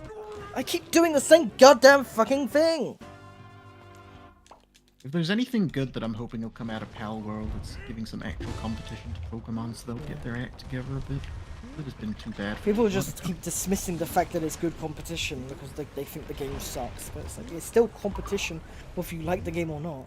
I mean, the game's doing really well. It's like been one of the most played games on Steam pretty concurrently for like a while. I don't know if it still is, but it was up there for quite a while. It was selling pretty well. And visually, the game is far, far superior than the Pokemon games now are. I think, yeah, people should be glad that there's competition because competition means that like, yeah, I am. Like, if there's only one thing, then there's gonna be no incentive for people to try. It's like, are you gonna go play another Pokemon? Yeah, good luck, bozo. Like now they're. What are you waiting for, Nintendo to make one? You have seen the games, right?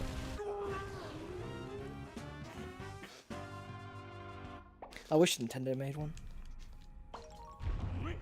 Nintendo CD. I miss Pokemon games being.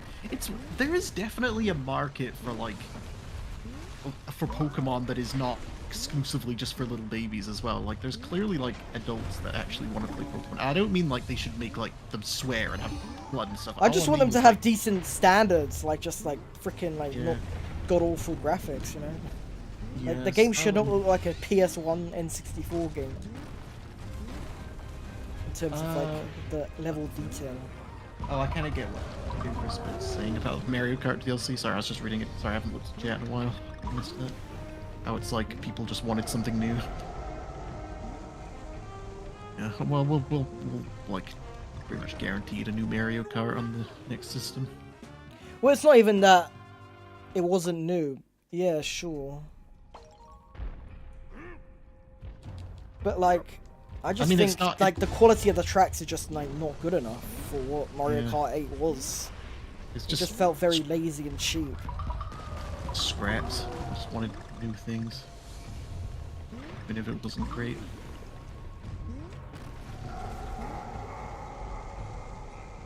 But yeah, I mean, it would be nice if it was better, but I'm sure many would take I that can't wait over. until Mario Kart 9 comes out.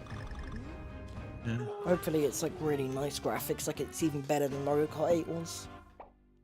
I hope the deluxe tracks doesn't set a precedent that they could just like do whatever, just have crappy graphics. What if they were like, instead of Mario Kart, the next Mario Kart game is going to be like Smash Brothers, so it's like Mario Kart, but all the characters are like from other things. What if they were like, it's a live service game, where you have to pay? God, I would. Yeah, that would be depressing. That would be so depressing if Mario Kart became live service. Like, I guess what they're doing now is fine. Nintendo, what you're doing now is fine. Please don't make it live service. Do not do a live service. Also, there's something Asmongold said that kind of irked me. That was like, said like, people who complain about Diablo and not letting you play it offline are pointless. It is a non-issue. It's like, no, people like to be able to play games offline. Like, I don't know why he thought that was a non-issue. Like, I get that for some people it doesn't matter. For a lot of people it probably doesn't matter, but for some people that does matter. I don't know. Yeah. I hate it when people say people have kind of, I don't know.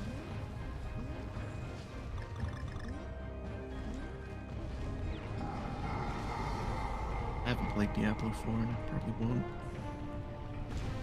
What about Diablo Immortal? I did play that a little bit. It was alright, but it's very manipulative. Shamelessly so. Oh, come on! This level is fucking stupid. I did buy Diablo 4. I like played the early access beta event they did, but I didn't play the final game when it came out. From what I've heard, I'm not missing much.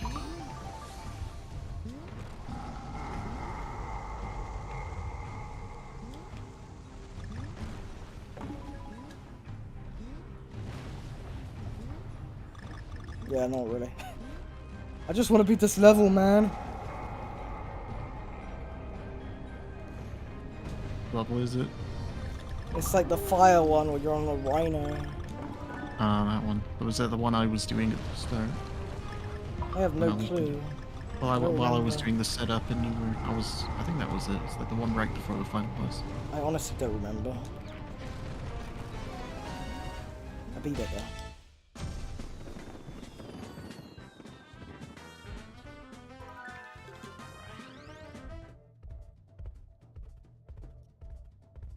I definitely hope Nintendo Kart never happens. I'm fine with a few guest characters and guest characters, but I think the majority of it should stay Mario Kart. I understand people that want Nintendo Kart to happen. I'm indifferent. I was just kind of like floating the idea out of it. I mean, I'll fully admit that if they put Sonic the Hedgehog in Mario Kart, I'd probably I just feel like if they did Nintendo Kart, it would just like dilute the ideas they would have. Like I'd rather it be more focused to just be Mario Kart.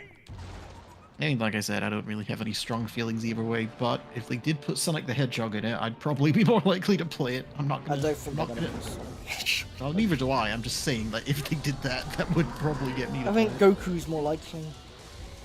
Oh, I don't know about that. Yeah, maybe not. I'd Yeah, I'm say on the there are- final boss now, so... I'd say. See how long it takes.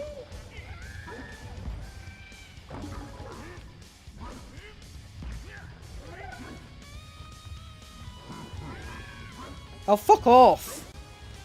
This guy's a bitch.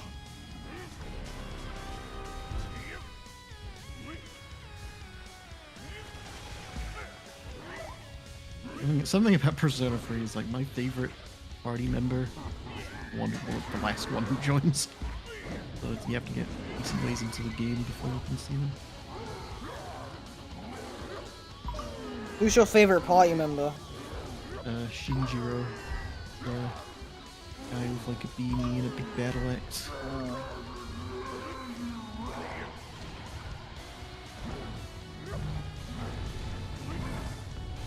Who do you think mine is? In Persona 3? Yeah. I mean, I know you probably haven't met them all yet, but out of who you've seen so far, No, out of everyone. I mean, I wouldn't imagine you've got enough info to go on for every character in Persona 3. Yeah, If you're talking about... I have a poster on my wall, so... Is it a character you've met in the game? No. I don't know why. I'm just bullshitting. Oh, I have right. a favorite character. Oh, okay, fair enough. Not really, no. The characters in Persona 3 have to be good.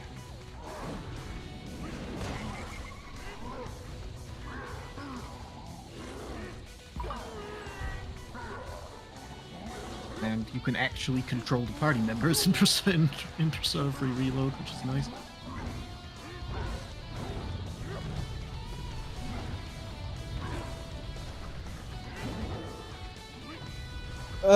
This guy, he's such a guy. Played many Sonic games. I only played the Mario Olympic ones, the previous Boom ones, and Lost World. Mario Olympics, okay. I really want a real like crossover between them, but I think we're a ways off from that. I think Mario and Sonic at the Paralympic Games, so they're all in wheelchairs. That would put them on more equal footing when it comes to like the races, I guess. That would be really fun. I feel like Sonic has a bit of an unfair advantage.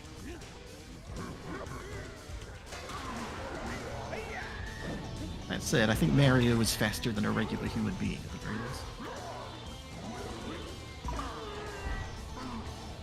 I don't think Mario is slow per se.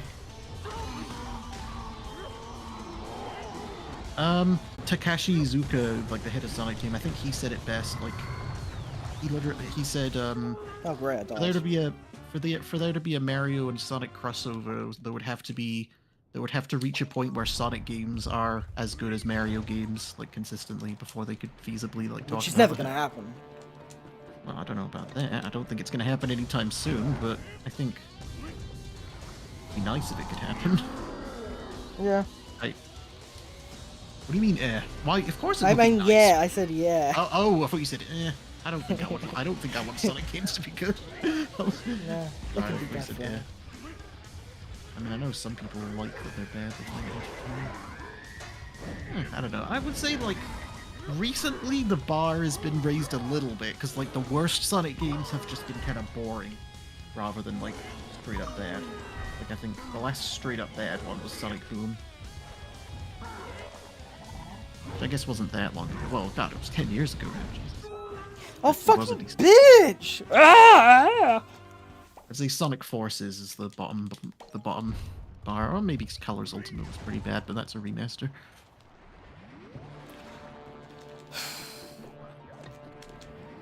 I don't know. I would like it if there could be one, but they would have to get Sonic right God, it's first. 8:30 already. Need to finish this stream. Oh, you got somewhere to be? Yeah, I gotta make my dinner. I've had my steak out for like 2 hours now. It'll definitely be room temperature. Yeah. I don't want it to go. I don't want it to go stale. Oof. I think it'll have to be out quite a while for it to go stale. I forget the exact time, but I think you guys still got a bit of time. Yeah. Yeah, it's gotta be out for a decent while before it, unless it's like a particularly hot day. No, it's winter. Exactly.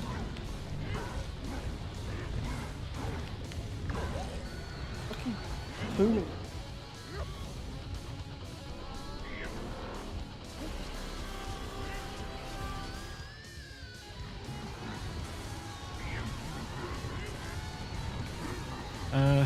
I am interested. I'm interested in what this Sonic Generations remaster is gonna do.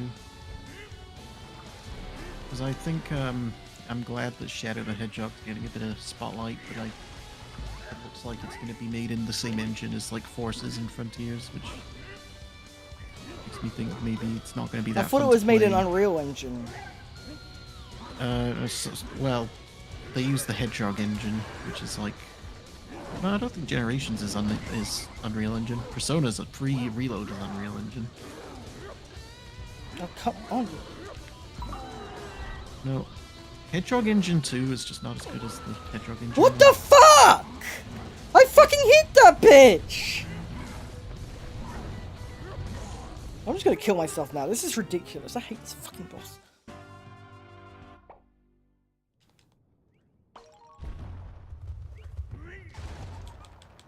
The fucking timing on getting this bitch is so annoying.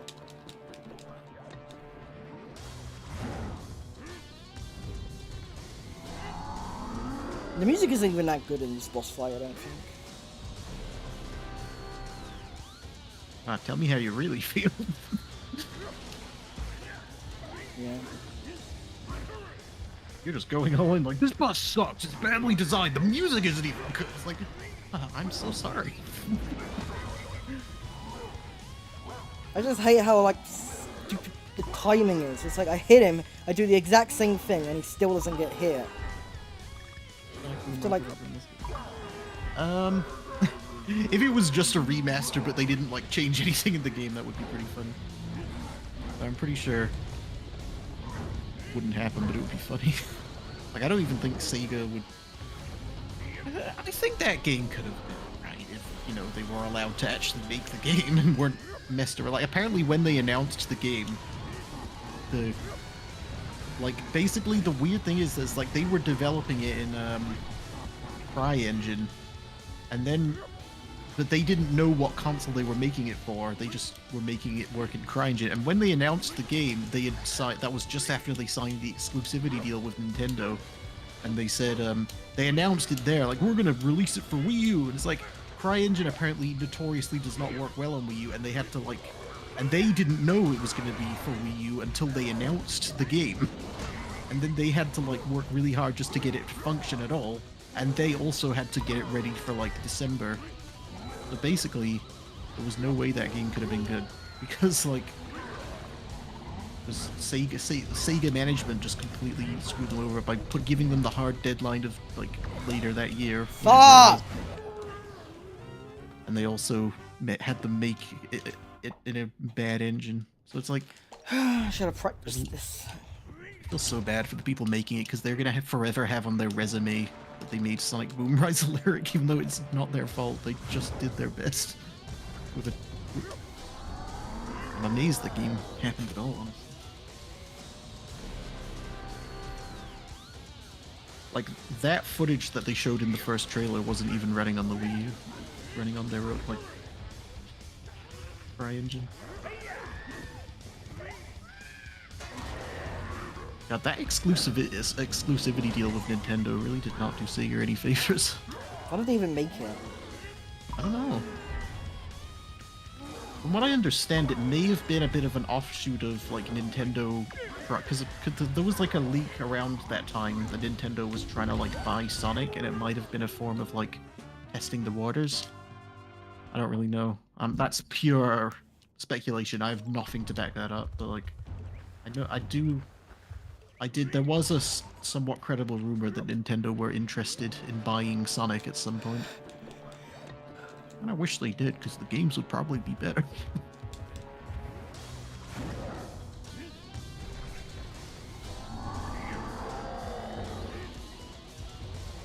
They should have just ported Sonic Generations to the Wii U instead.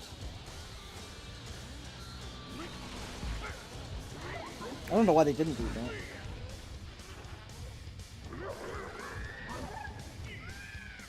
You know why they didn't do that?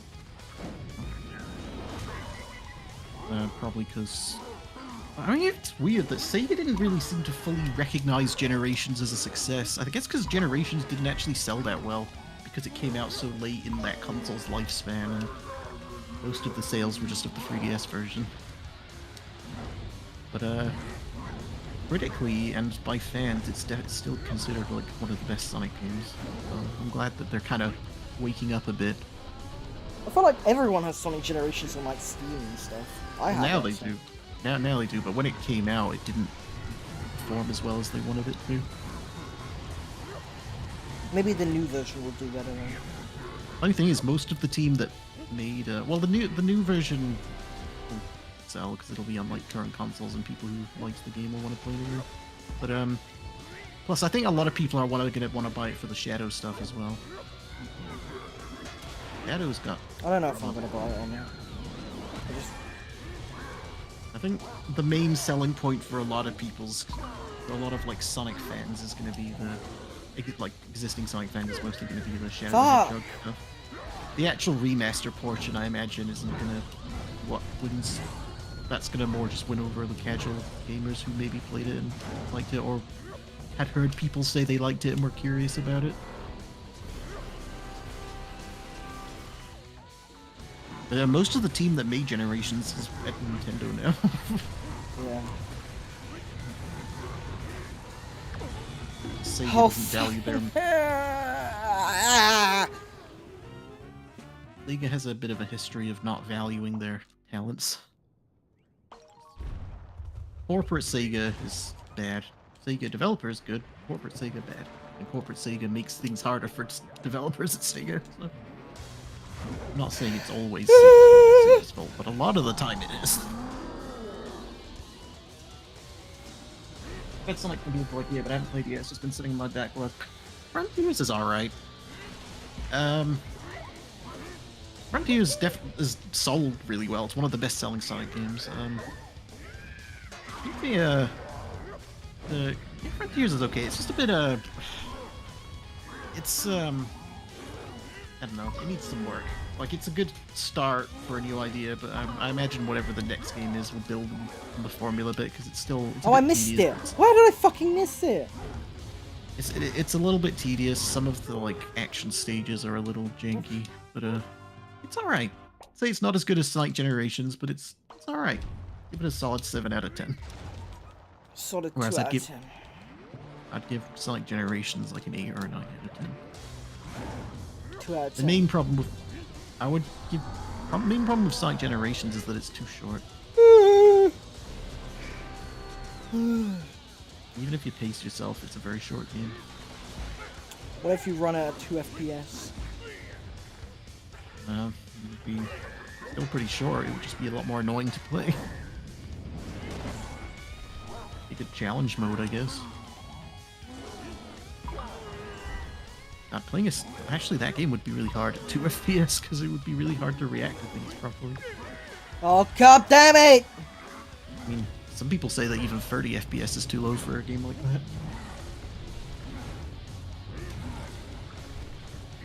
This game is my fucking nightmare. You don't mean that.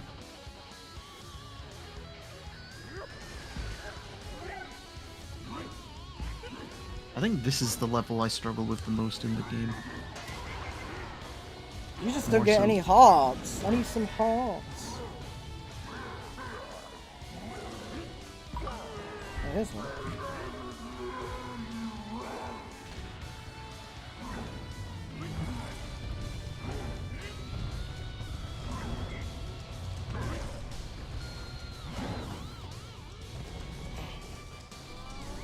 I feel bad for hyping up Persona 3 so much. I don't want to create expectations. Because I don't know that many other people who have played it. So I'm always curious. I think I've played it to one friend who really liked it. Don't worry. I don't care that much. Oh, Still gonna play it. Oh no, I'm not. I'm just saying, like, because that happened to me with Halo 3. Like, everyone was saying Halo 3 is like the best game ever, and I'd never played a Halo game. I was like, oh my god, this game's gotta be amazing, and I played it, and I was so disappointed because I didn't enjoy it. And later, I played it, and I really got into it because I just tried to play it properly. But like, I was so disappointed when I first played Halo 3 because I played Halo 1, and I didn't really like it that much. Yeah, that's kind of what happened to me because everyone kept saying Halo is like the greatest series ever, but then I just Didn't It's get just into like, at all. it just feels like just another shooter. It's just like, okay, That's kind of how I felt at first. It wasn't until I kind of just played it on its own I think merits it's just rather because than. they played it back in the day and it was like great multiplayer, but like for the single player campaign, oh. The I only never reason played I the ever, other Halo games. I only played the first one. I think the multiplayer is the thing that's most Yeah. iconic about those games for a lot of people.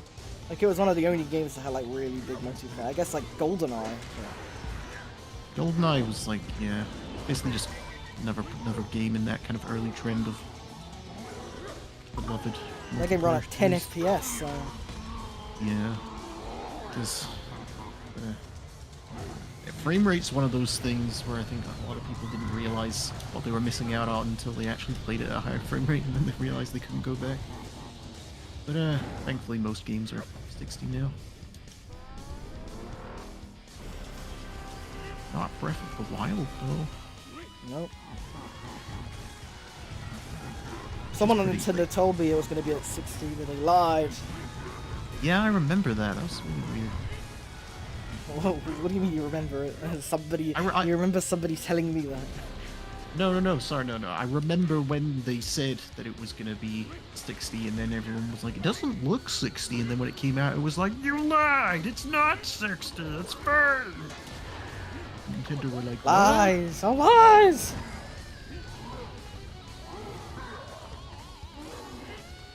Oh my god. That kind of happened with the Insane trilogy a little bit. Like, the reveal trailer ran at 60 FPS, but then obviously it was a PS4 exclusive at first.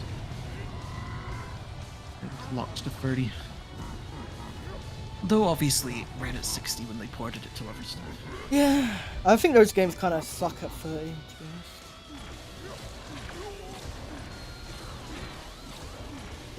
Dragon Ball. I hate that song. Yeah, that's not a good opening. Damn it. Whoever made that must have just not cared at all. You just Well, they like must pressed have- the button and made it automatic.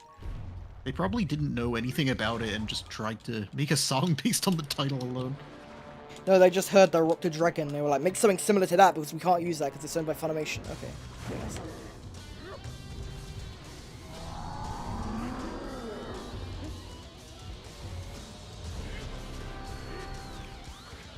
I don't understand why we didn't get like the Funimation dub that everybody else. Like, we got the Canadian dub instead. It's because when the Funimation dub first started, like after the Ocean voices were gone, people really hated it at first. And the reason they hastily kind of got all those old actors back was because they wanted to try and keep well, apparently, I mean, I don't really get it because we still got the Funimation dub for the last part of the Frieza saga, even over here. But like, Yeah. but like, I don't. But they said the official reasoning was in order to appease to maintain overseas audiences. But it's like, why though? They already, I don't know. It was weird. I don't really get it because we still got some of it. Like, we still had a decent few episodes with that cast. But yeah, that was strange. I don't really get what was up with it. I agree that they shouldn't have changed the voices. I think that's just a bad idea if you can avoid it. But if it can They be changed helped, like the voice of Goku like 15 fucking times, I swear, in the Ocean game. 3 times. And then they also had different voices for like the original Dragon Ball and then Dragon Ball GT. They had different voices. They should have just kept it all the Funimation dub so it's consistent. And they did that like after, so like later on. I feel like in general it's good to just not, when you can help it, you shouldn't recast characters because it's like that stuff is a big part of like the identity of like the brand and stuff. Like whoever, even if you can get like a better voice, you should generally try to avoid it just because like it's rarely has it gone well. Like when they first changed the Sonic voice cast, blood was shit. Isn't the guy that plays Vegeta in the Sonic show? What Chris Peter Sabat? Calamus. Peter Calamus. Yeah, he's he voiced No, not Peter Calamus. The other guy. I don't remember. Ian Corlett. like Brian Drummond, but not the Sonic guy, the other guy. Oh yeah, he was Brian Drummond. He was Eggman in He was Eggman in Sonic Prime. Yeah. And it's funny because there's a Ryan Drummond in Yeah. Sonic. Yeah, some people got. I actually remember some people who used to think that Ryan Drummond was Sonic and Vegeta, like because people were just confused. It's the same person. I think Ryan Drummond's my favorite Sonic. I think it's kind of like how there's like two I like things. There's two Chris. Oh, no. The guy that plays Captain America in Pratt? Oh, that's Star-Lord. That's I don't know who plays Captain America. I'm very uncultured. I just said Chris Pratt because it was the only famous Chris I could think of. Chris Evans. Yeah, there's two Chris Evans. One's like a radio presenter, and then there's another that's the actor guy. There's also two Kenji Yamamotos. I know. One's a plagiarist, and another's the guy that made the Metro music. Yeah, he even plagiarized his name. Yep. What a silly thing to do. I think he shouldn't have got fired, because a lot of his music was original, and all his best music was the original music, so... Well, from what I understand, the original plan was to just only replace the problematic tracks. But Yeah, then I guess... they should have just done that. Well, apparently some airings of Kai, they did only replace the problematic ones, but then I guess the higher-ups were like, nope, get it all out. No, well, I have a Season 1 on Blu-ray with the original music, which is great. Yeah. But my Season 2 has the shitty music. I've got all the Blu-rays that they've made with the Yamamoto music. Yeah, they did part 1 to 4, but they're freaking expensive now because they replaced it with the season sets. But in the UK, they had like for some reason they decided to use the Yamamoto music in the UK version. Yeah, that was Have weird. no idea why, but I was glad. Because... I'm gonna guess it was a mistake because it was such a rush job that they probably just messed it up. And honestly, but for some reason, the music, the audio volume is like slightly lower in the UK version. That's weird. That's real weird. Recasting characters should always be avoided if possible. Just look at Husband. Yeah. I haven't seen Husband Hotel, but yeah, I get what you're saying. I think the only time, even if it's a good recast, people almost always react poorly to. I kind of want to watch Husband Hotel. I've heard it's pretty solid. Yeah, it sucks. Like when they recast characters for like no good. It should only be done. I don't know. It's even if it's. The only time when people are generally willing to not get mad about it. Yeah, this is the big one. Usually, if like, oh sorry. Usually, only if like the actor dies or something that people won't get mad at the recast. Okay, I beat the game. Oh nice. Oh.